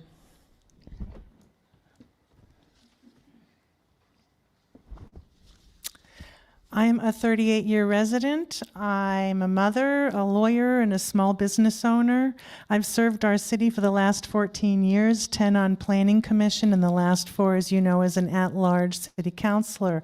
I'm ready to hit the ground running for a second term without losing time for on-the-job training. I work to preserve the unique vibe of Manitou. For me, this means responsible economic development, supporting affordable housing options, continued input from our community volunteers, and maintaining our arts, wellness, and sustainability efforts. My council voting record reflects these values. I am not accountable to special interests by outsiders. I remain accountable to you, my constituents, the residents. If you believe a corporation's proposed zoning change will negatively impact your neighborhood, I will be there to advocate for you. I will ensure that our residents have a seat at the table, that they will be heard, and that our collaborative and inclusive process of democracy will move forward. Thank you. We can applaud.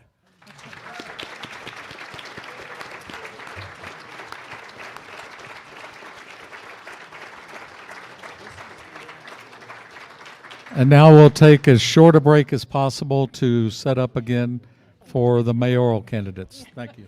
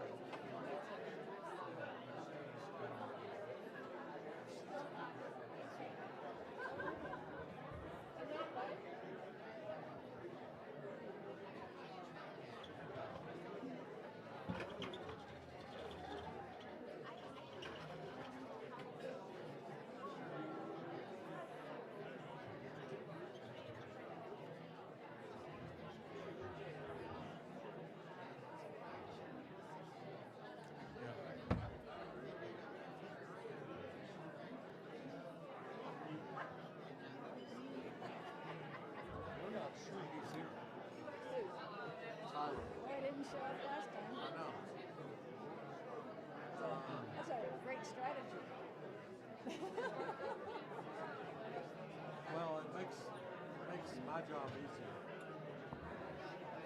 If he's not here, we'll just see. But it'd be nice if each one had a microphone on this. Yeah, and a bottle of whiskey. Thanks. I appreciate your cooperation.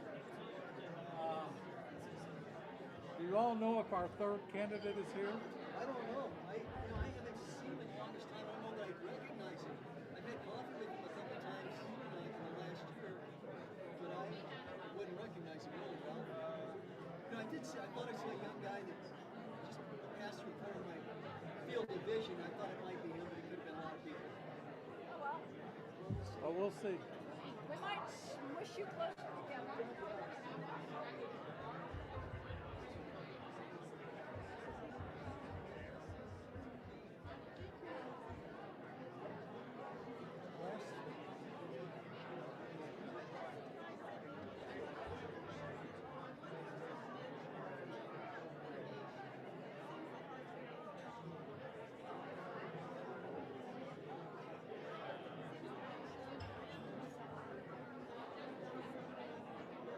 Fire mitigation? We have gotten grants for fire mitigation, yeah. And we've used,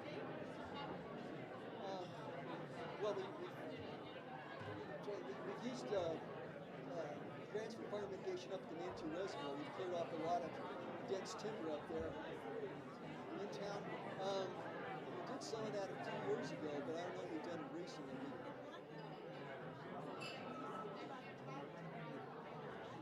Well, Hello, Ralph. Yeah, what you can do is you can contact the Manitou Fire Department. They can come out to your property and give you they'll inspect it for free. They'll do that, and I think they can tell you if there's any funding available.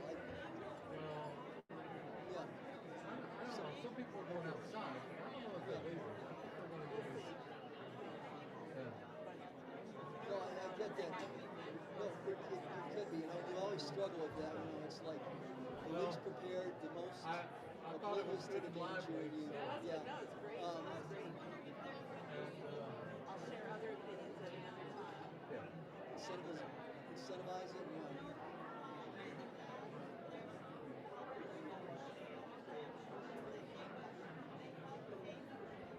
There's some of that. Okay.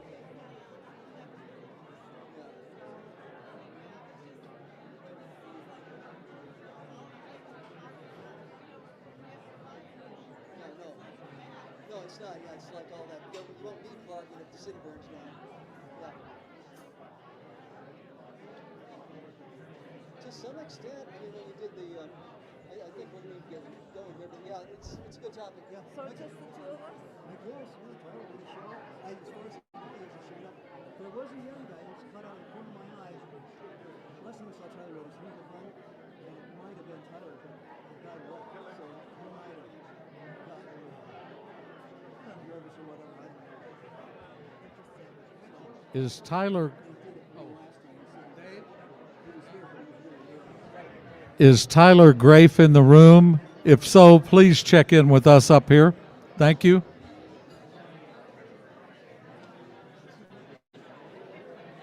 If Tyler is not here, we will be shorter than an hour.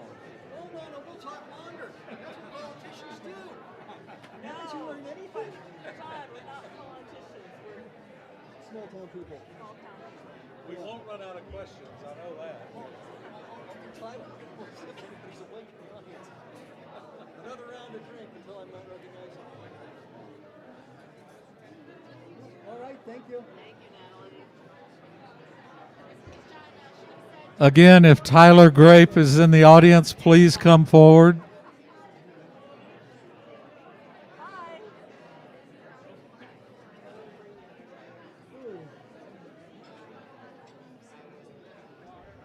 If everyone could take a seat, we'll get started with the mayor candidates. I presume this is okay, Ralph? Yeah, as long as just each have your own microphone, wherever you want to. I get to it. Oh, thank you. It's a good way to get your ballot disqualified.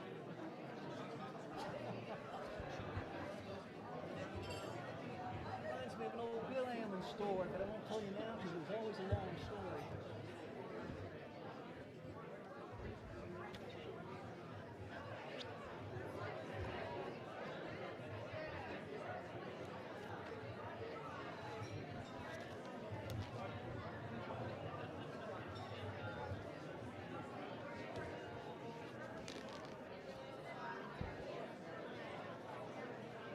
can do anything for an hour. I can do anything for an hour. I can do anything for an hour. Please take your seats so we could get started again.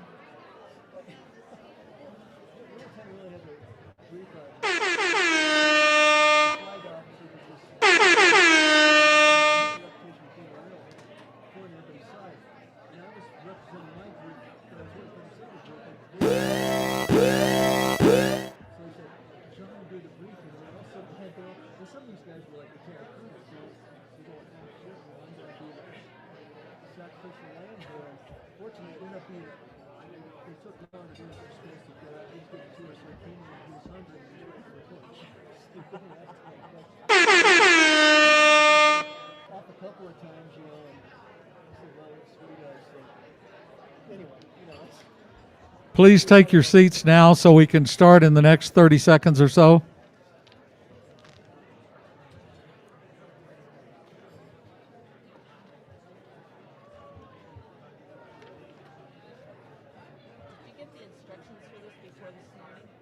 No, I didn't either. There were instructions. I mean, I saw. Actually, I think it was this afternoon. I saw something from Rhonda. That was it. Yeah, that's what I got. Yeah, and I got it this morning. Okay, so. Because I wrote Lynn last night, and I said, "Hey." Okay. What are the Let's move on to the mayor candidates. As you can see, we only have 2 candidates up front. Tyler Grafe had indicated that he would be here and participating, and he is not here. And we don't have a reason or anything. We just know that he's not here. So that leaves us with the other 2 candidates, Nancy Fortune and John Graham. As we said, we will not have opening statements. We'll get right into questions. And I'm going to be a little bit more flexible with the format now. Please, everybody, can we get started again?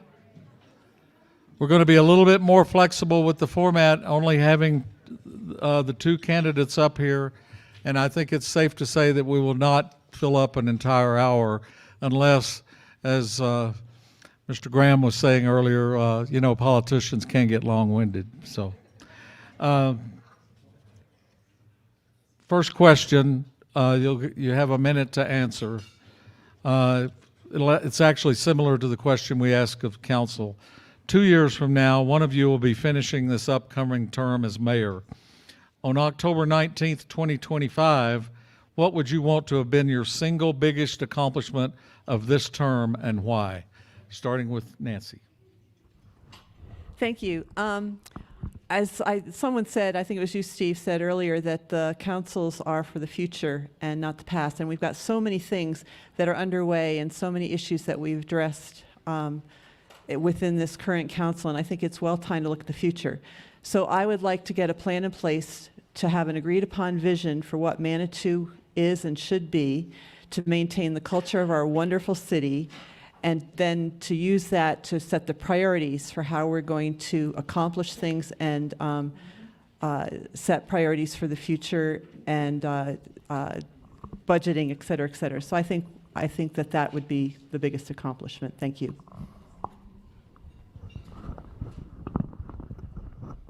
Thank you. Is this on? You can hear me? Okay. Great. Thank you. Probably a month ago, I was asking myself what I would like to get done. I mean, I had a long list. I've been focused mainly on capital improvements and things like that. So I had a fairly long but, daunting list. But in thinking about it, really, I won't get nearly enough done, not as much as I'd want. The list is long.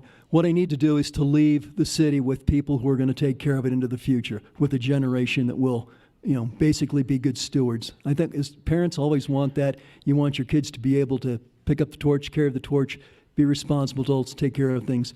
There are problems that are going to be out there that I can't begin to imagine. If we can leave fewer problems for the next generation and make them problem solvers, that would be great. So to leave the city in good shape is what I'd like. Thank you. Okay. Here's a question that came from the audience. And we'll say probably a 30-second answer on this will be fine. Since the hiking path from Colorado Springs to Manitou Springs has been paved, it has become close to a shopping cart superhighway. Please explain your stance on controlling the vagrant influx to Manitou Springs. John, start. Thank you. Okay, homelessness is a regional problem. You can talk about, our city staff and to some extent members of council have dealt with this in speaking to Colorado Springs. It's kind of like whack-a-mole. Colorado Springs cleans up a homeless park, they come to Manitou. Manitou does something, we try to deal with the homeless. I mean, it's a regional problem. I think we've established good relationships.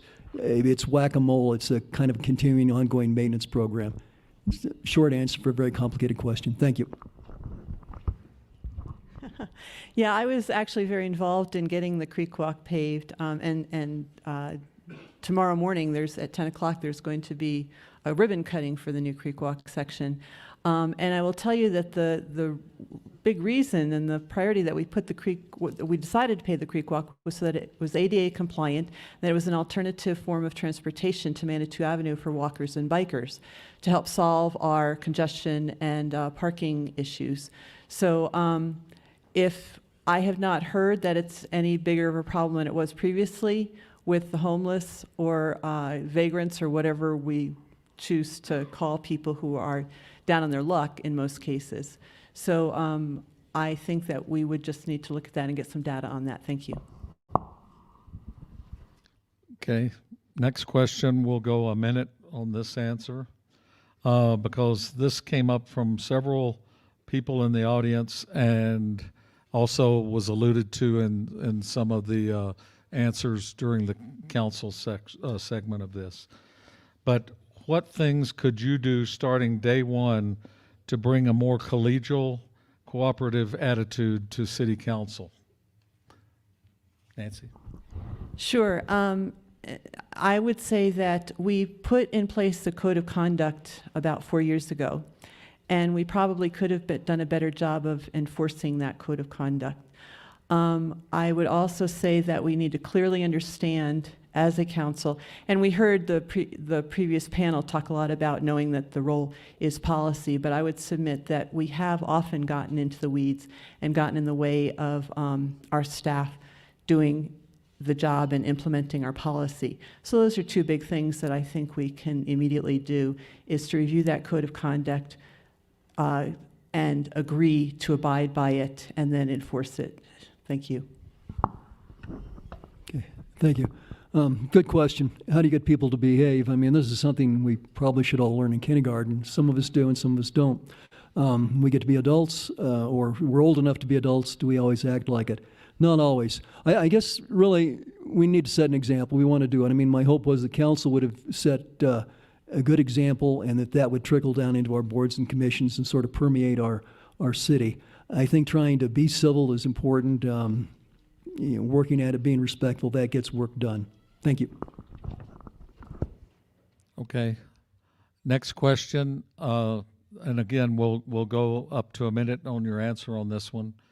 Rumors are swirling about businesses looking at the LaFon former property on the east side.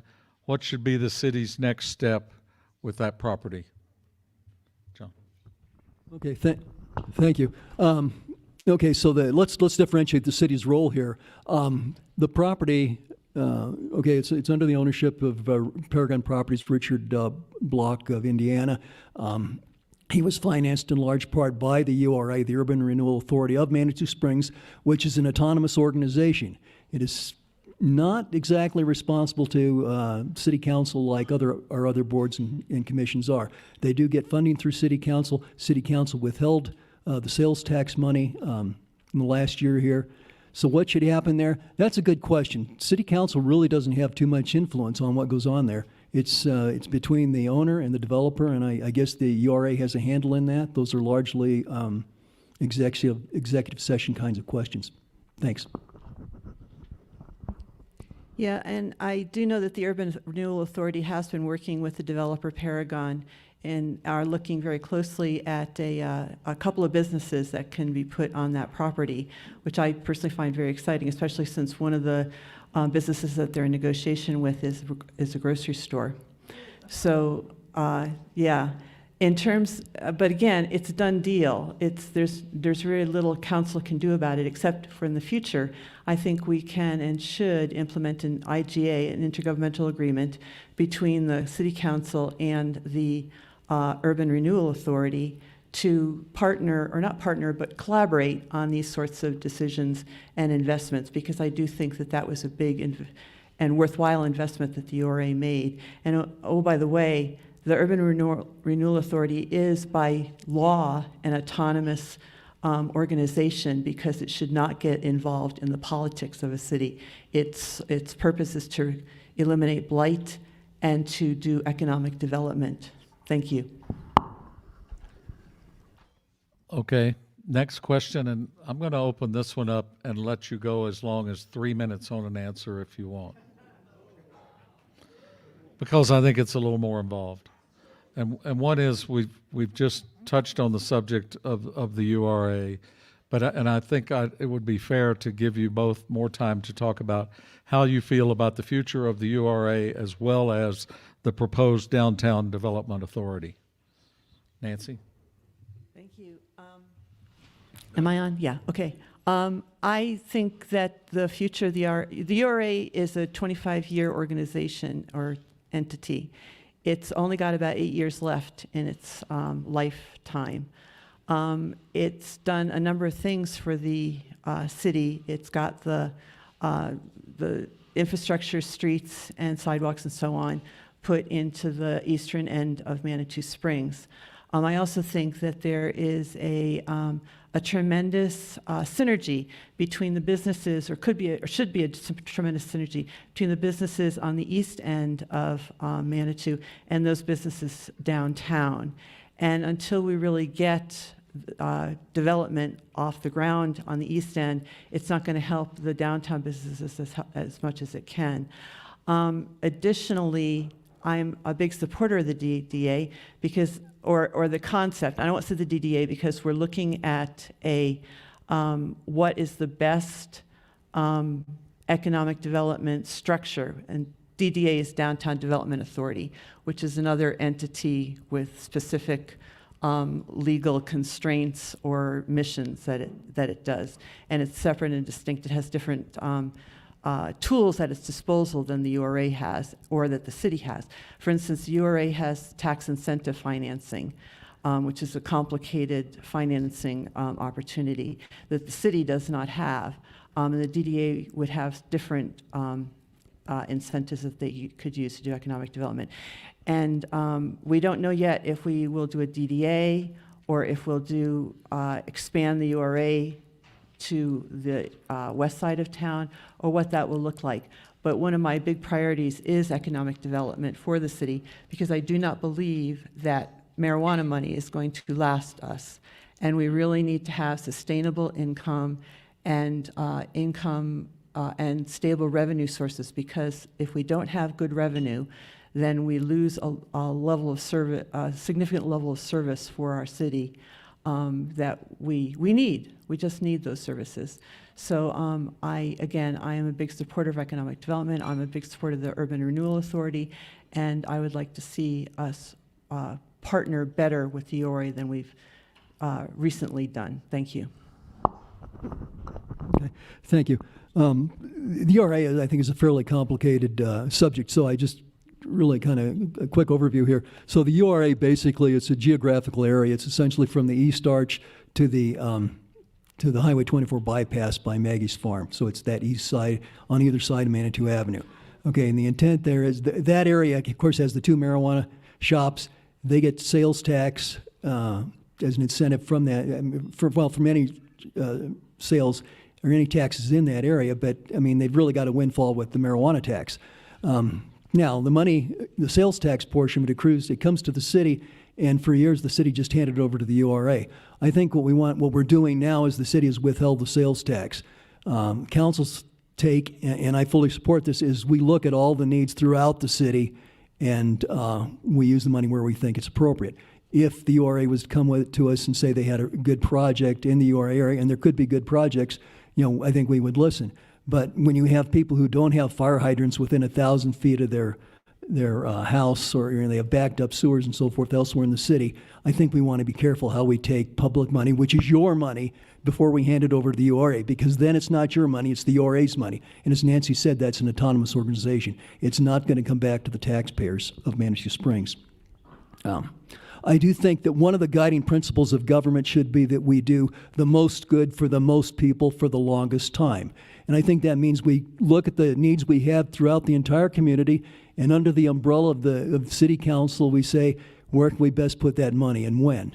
And I think city council wants to have jurisdiction on that money. Again, if the URA came up with a good proposal, and again, certainly there are things that could be done in the URA, I think we would listen and take a look at that. One of the problems, it's been a fairly stagnant area. I don't know how much, I don't think there's been a whole lot of cooperation out of property owners down there. There hasn't been too much interest. I did talk to one guy a few years ago, and he said, I'm going to die and leave this to my kids. He had no interest in selling it, and he said, by the way, I'm in good health. So, and last time I saw him, he was in good health. So, maybe that day will come and something can happen in the area. That would be great. But let's think about the whole town. I personally would like to entertain the idea of stretching the URA boundaries throughout the whole downtown. I mean, we've got to take a drive down the west end of Manitou Avenue from Tubby's down to the West Arch there, and you'll see that there's a lot of opportunity for development and rebirthing in that area. I think some things could happen. We could be in a position, if we had some money to influence the development, we could get the kind of development we want, or at least we could have a better say. I consider that a blighted area. It could be addressed. We would have to have a blight study. That'd be like $30,000 to $50,000 probably. I mean, that's what I was told. I guess that's probably a good number. I think that's enough on the URA for that question. Thank you. Okay. Next, well, we'll go 1 minute with this one. A question from a reader of the bulletin. There are several conflicts between what would be good sustainable building practices and the historic preservation guidelines, one example being the use of solar panels. What would you do to resolve this? Starting with John. And how much time? A minute. A minute. Okay. Thank you. That's a good question, and it's. I remember it coming up, and I was thinking to myself that that's a no-go in the historic area. That's where I live, and I thought about putting. I mean, look, so my wife and I looked at doing solar panels at one point, and of course, the historic preservation concept, it just wouldn't look good in the area. It's kind of a non-starter. That is a problem, and we don't have an answer for that. Someday will they have solar panels that blend in well with historic preservation? Maybe, but we're not going to bank on that just yet. I think solar panels in the historic area it's not going to happen. I mean, it seems to be such a stretch. It's incompatible, I think. So I don't have a good answer there. Certainly there are a lot of environmental things we can do, and the city is buying a lot of its energy, solar energy from outside. So we're doing what we can to reduce our carbon footprint and to use renewable energy. Thank you. Yeah, this is one of the many areas where we have a conflict between a couple of values that we have here in Manitou. One is our heritage and our historic buildings and our historic district, and the other is environmental sustainability, two very important values to Manitou Springs. What would I do about it? Well, it's a challenge, obviously. One thing I have done about it is talked with people from the Historic Preservation Commission and asked what the possibility is of them accepting solar panels, and they are open to at least discussing it. So I think communication is key here, and I don't know if it would change, and we could always go back and change the ordinance as well. That's a possibility, and that's something that we could look at in community engagement with Plan Manitou, if that's which value will take priority in that regard. But communication first and foremost. Thank you. Next question again. Let's go with a 1 minute answer. Many feel, and this is sort of a conglomeration of several people's questions. Many feel there's a need for the city to communicate more with residents and visitors, especially driving up and down Manitou Avenue. What's the best sign option now that the chamber sign is gone, and should the chamber be part of that solution? Nancy? Yes. I know that the sign that had been at the chamber was critical to many folks who live here in Manitou Springs. It gave all kinds of important information. And now we see a small sign that's kind of crooked and it doesn't look very well, but it does provide the information, which is very, very helpful. I think that the sign that was presented, or the proposal that was presented, and there was funding for it, was a very good proposal. I think it met the values of Manitou, except the fact that it was an electric sign. We were given the opportunity to relook the ordinance and make a couple of compromises within the ordinance to allow that sign. And I think that the chamber made a very good case for it, and I would like to pursue getting that sign at some point in the future. Thank you.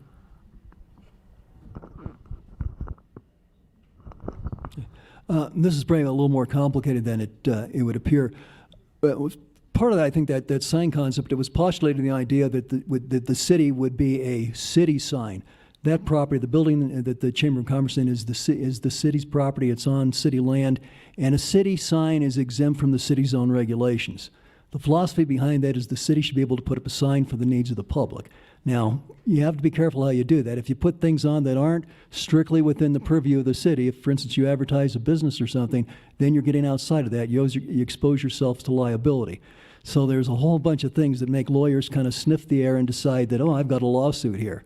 If we did the automated sign, we opened up ourselves for the possibility of having to do it elsewhere. It's not a simple answer. And like a lot of you, like probably everybody else, I looked at that sign and got information from it, and I liked it.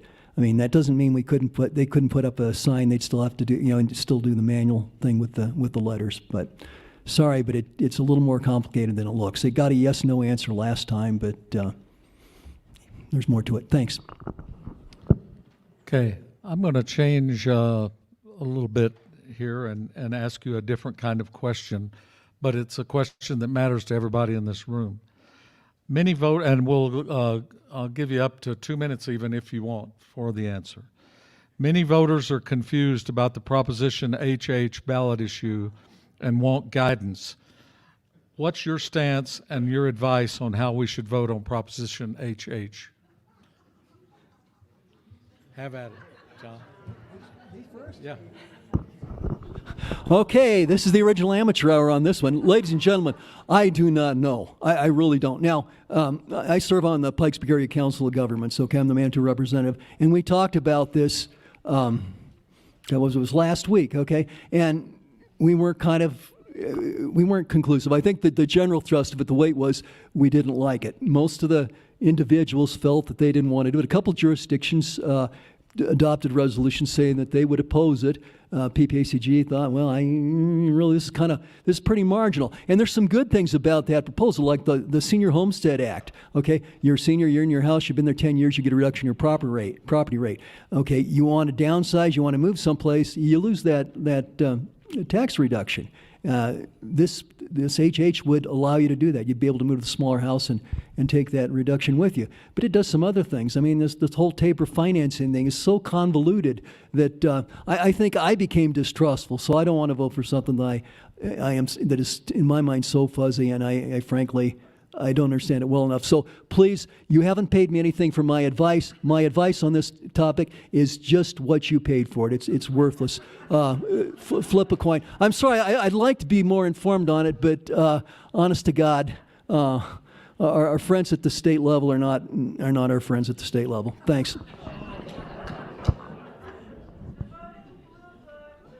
Yeah.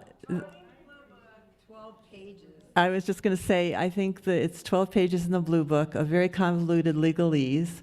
I went to a Colorado Municipal League meeting a couple of weeks ago, and the Colorado Municipal League is not happy with it because it is so confusing.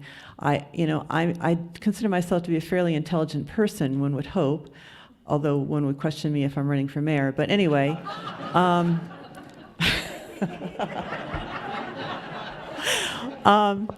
I tried to read it and I just got lost in it. But one of the reasons is that it is potentially very difficult for the city or the jurisdictions to implement it because there's a lot of tax implications with it. I did talk with our city administrator and who had talked with our city financial officer. She says, no, we can, Manitou could implement it. That being said, I do agree with John that I probably won't vote for it just because it's too confusing and I'm not sure what the second and third term effects are of it, and that does concern me. And it just, whenever there's so many things packaged up in one initiative, it's of great concern to me. So, thank you. Okay. Next, this is a question that came from a reader. Not too many years ago, Manitou committed itself to restorative justice with resolutions of support from the council and the school board. It had momentum for a while, but only rarely are cases now being referred to restorative justice in Manitou. How would you address this? Starting with Nancy, 1 minute. Yeah, great question, because I do think, my sense is that we've lost some momentum. I do know that, I don't remember when it was, 2 or 3 years ago that we hired a new judge for Manitou Springs. And that was, if memory serves me, and I don't see Dan Stewart here, he helped us with the selection committee. But one of the things that we looked at was the judge's philosophy on restorative justice. And she was supportive of it, and that was one of the criteria that we used to hire her. So, and quite honestly, I think that that's probably the best place to start, is to go back to our court and find out if it's not being used, why not? Because I am a supporter of restorative justice, and I quite honestly just haven't paid that much attention to it since we hired our new judge. Thank you. Okay. I guess I'm a little surprised too. I knew the restorative justice program was in place several years ago. I haven't thought about it recently. A friend of mine was heavily involved in restorative justice, and I think he found it to be really valuable. I think, if I remember right, he had several stories about teenagers who came and did kind of like community service, but also got some counseling, and it seemed to be a very productive and a good way to solve problems. It was the softer, more constructive hand of the law.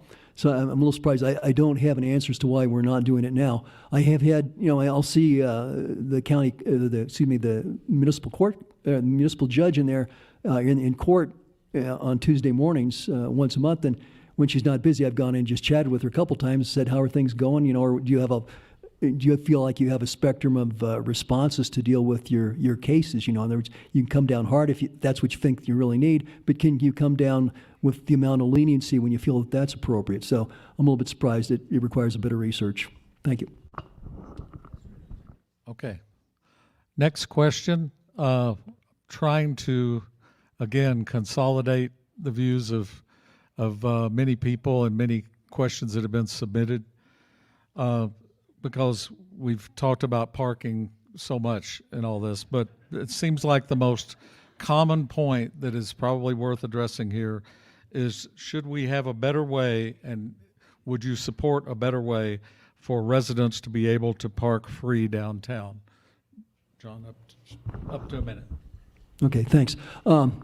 Yeah, good question. I think it was mentioned during the council session that residents can get 50 hours of free parking downtown. After that, you can buy reduced rates. So we have that. The whole parking thing it's complicated. You got the whole world contending for a parking place, whether they're a visitor or, in a lot of cases, a resident.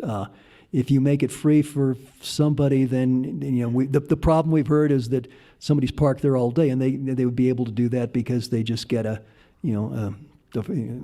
buy on the thing. So they're a pass. It's not a simple answer. We can't have people monopolizing a parking place. We want to find a balance.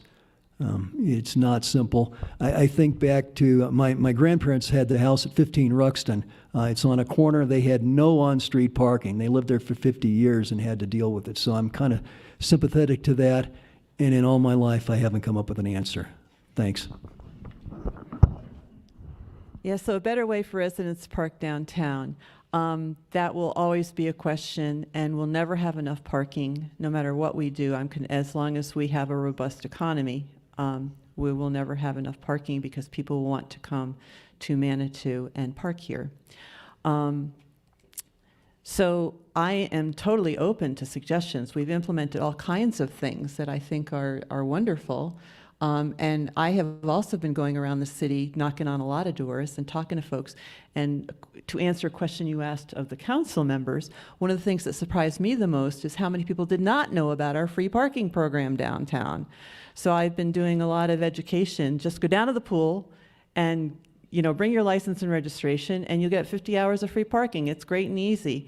So, but if anyone has suggestions, and our staff works diligently trying to come up with better ideas. But as was mentioned, it is a balancing act. How do we ensure that everyone gets at least part of what they need? And I think we've done a pretty good job at that. But there's always other new good ideas out there, and we're always willing to listen to them. Thank you. Okay.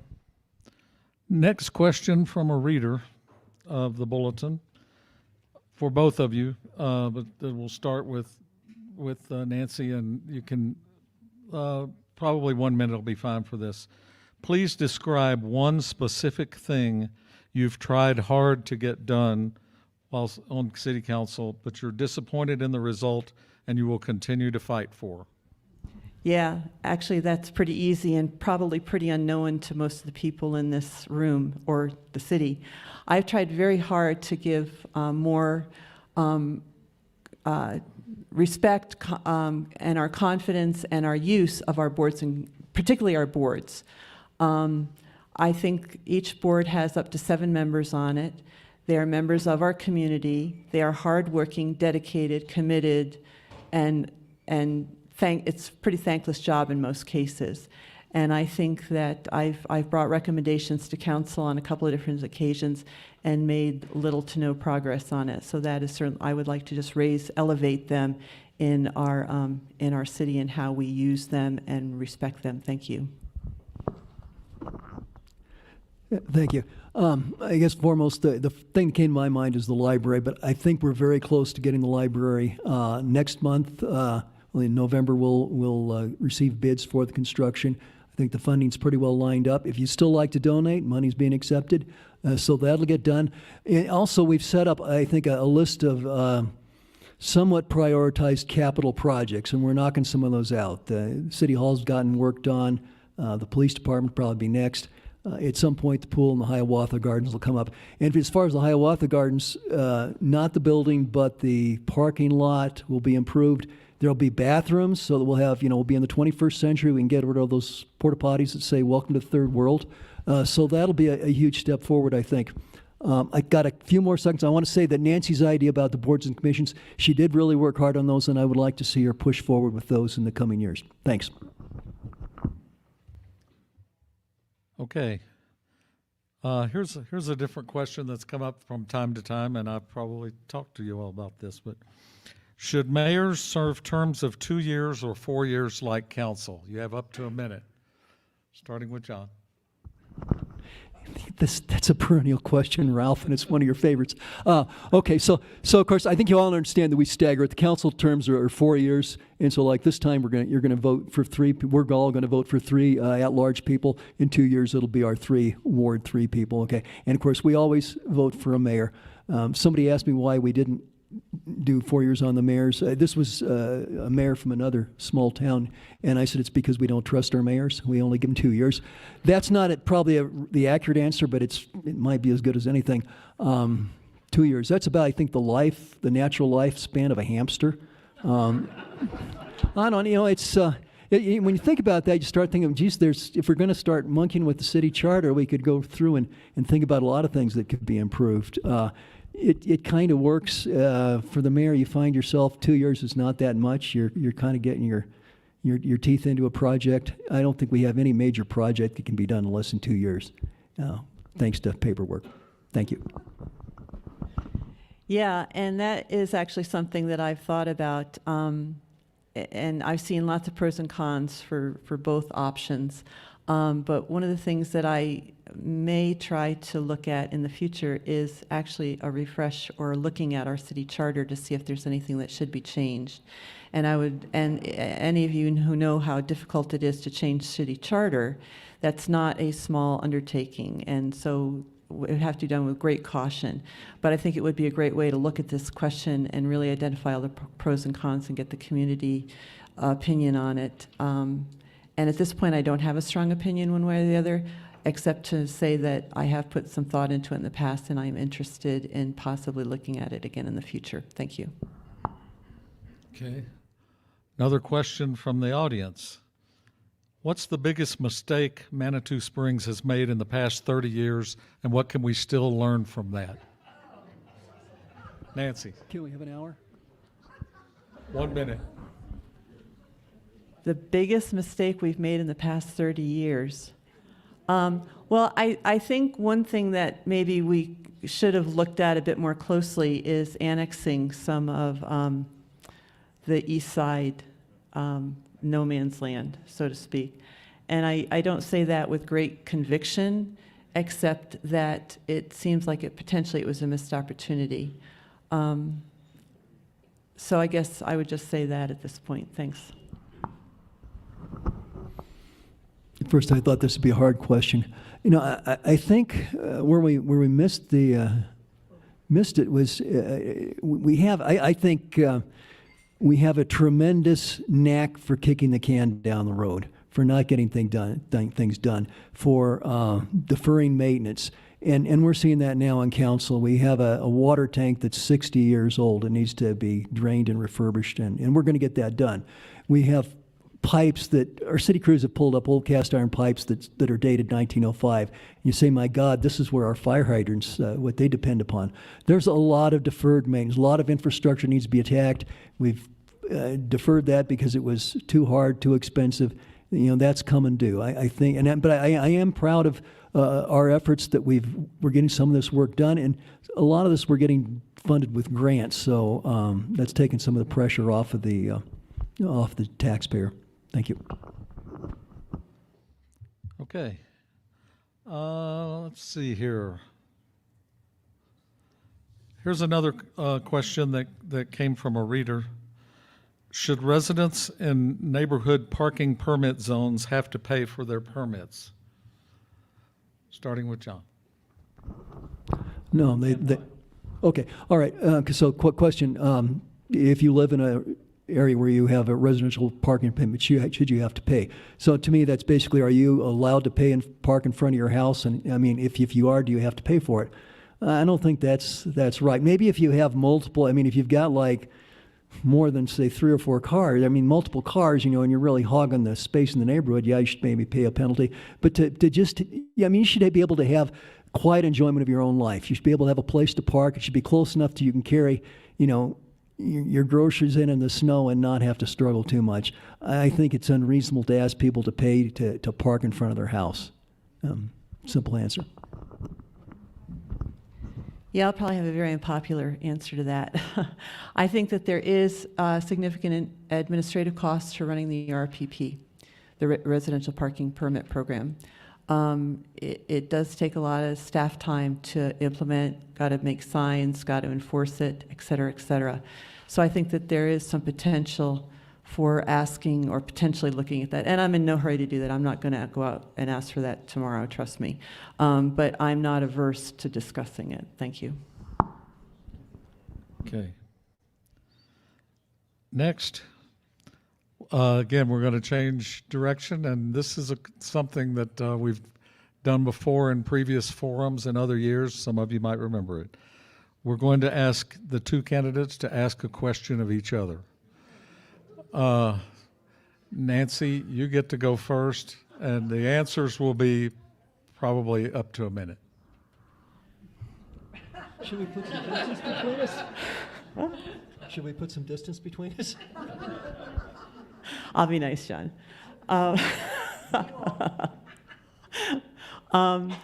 Yeah, if perchance that I do win the election, John, would you continue to engage and participate in city business?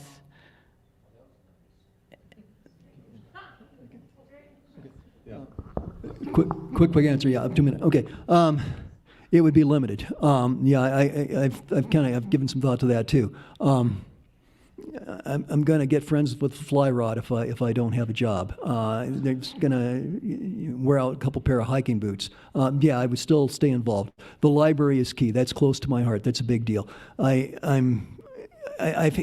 just really get excited about Indigenous Peoples Day. Working with the Native people it's a great thing. If any of you were there a week ago Sunday, I mean, it was very, very engaging. It was real vitalizing and real vigor, and truly Manitou. I mean, Manitou, its heart came out and it beat loudly. So yeah, certainly that part I'm passionate about. I'll hang around that. But budget season, count me out.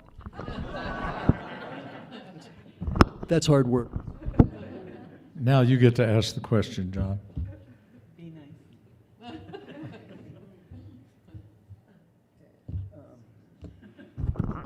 I'm sorry, I'm turning the clock on, so then I'm burning up time here.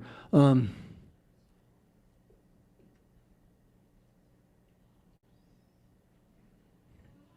I've worked with Nancy for the better part of 3 years. She's been mayor pro tem for most of that time. John Shada did it for a while.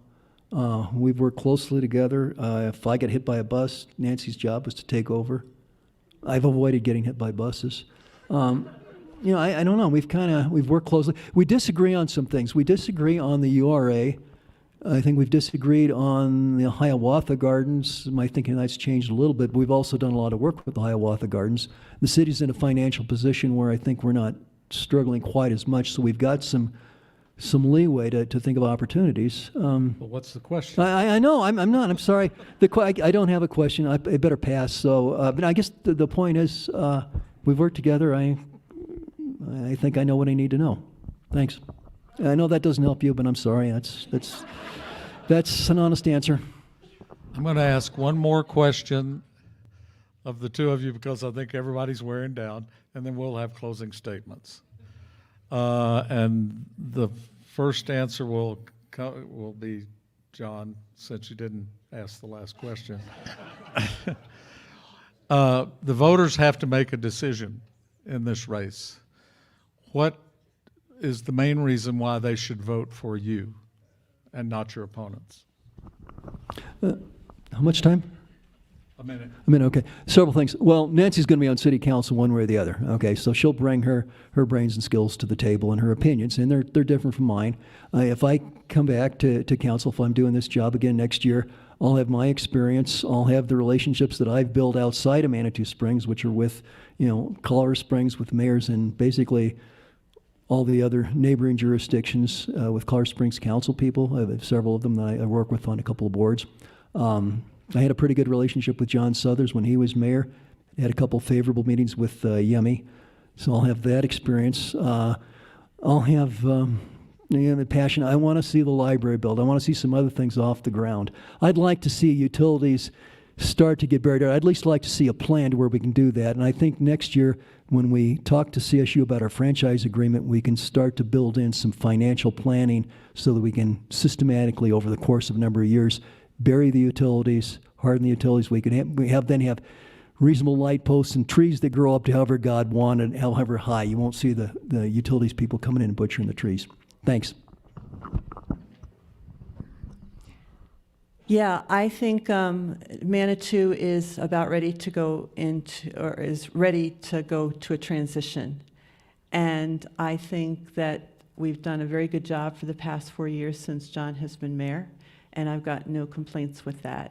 But I do think that it's time for a change, a big change on council, and I think the leadership is one of the changes that I think is important. I think that we need to look to the future and not be engaged so much in operations. And I've managed transitions throughout my career. For those of you who don't know, I had a 30-year Army career where I worked primarily at executive levels in Washington, and my last job was at NORAD and Northcom. And I've managed through organizations through transitions before.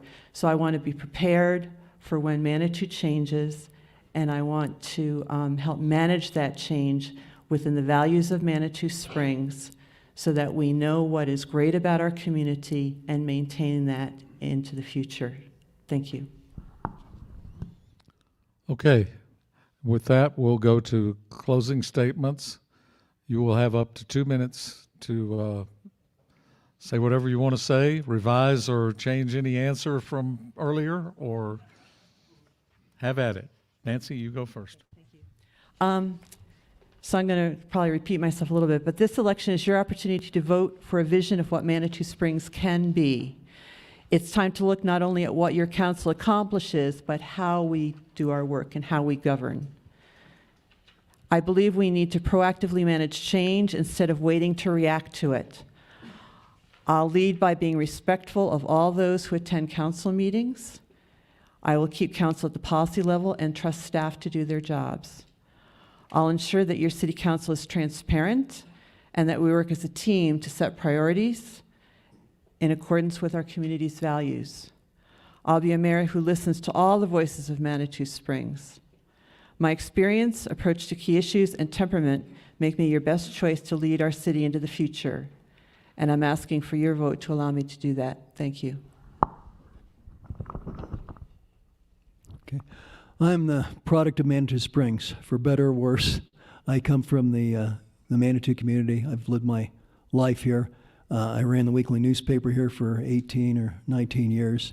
I think I've seen Manitou in all its seasons, in all its good times and all its bad times. I've seen a kaleidoscope of humanity that would just amaze you. I mean, I think that's one of the things we all just get thrilled about, but I have memories of people who aren't here anymore but were great characters, and people that I expect to meet who will be great characters, and people who are just really solid, good human beings. You get to know them up close and personal. I think Manitou is really at a crossroads. We have the opportunity to do some great things. We've squirreled money away. We can get some major projects done. But I think we ought to set our sights higher. I think we really want to, we have the opportunity to define our own future. I think we need to take advantage of that. Certainly a vision is important. We need a council that is extremely, I think, cohesive. There's some major things coming up. I hadn't mentioned the Ruxton Avenue project. That's a big deal. That's going to test us as a community. We need to have a hugely coherent city council that can work closely together, that can provide vision and good policy statements, and to provide some direction to staff. But staff basically runs the show, and I think we've really got an excellent staff. So we have money in the bank. We've got a good staff.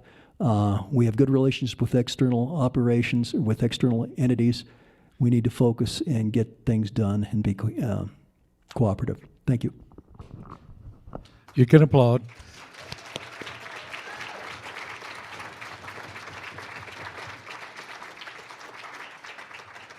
On behalf of the Pikes Peak Bulletin and the League of Women Voters of the Pikes Peak region, we'd like to thank all the candidates for participating this evening, and we commend them for their interest in serving the public. Also, thank you, the audience, for making it another great forum and for taking the time to learn all you can about the candidates. You can learn more about the candidates and issues at the League of Women Voters website, which is right there in front of you, lwvppr.org. And a huge thanks to the Briarhurst for hosting us tonight. Please support the Pikes Peak Bulletin, your local nonprofit news resource. Subscription forms are available at the tables. Thank you again. Be sure and vote. Thank you. Good night.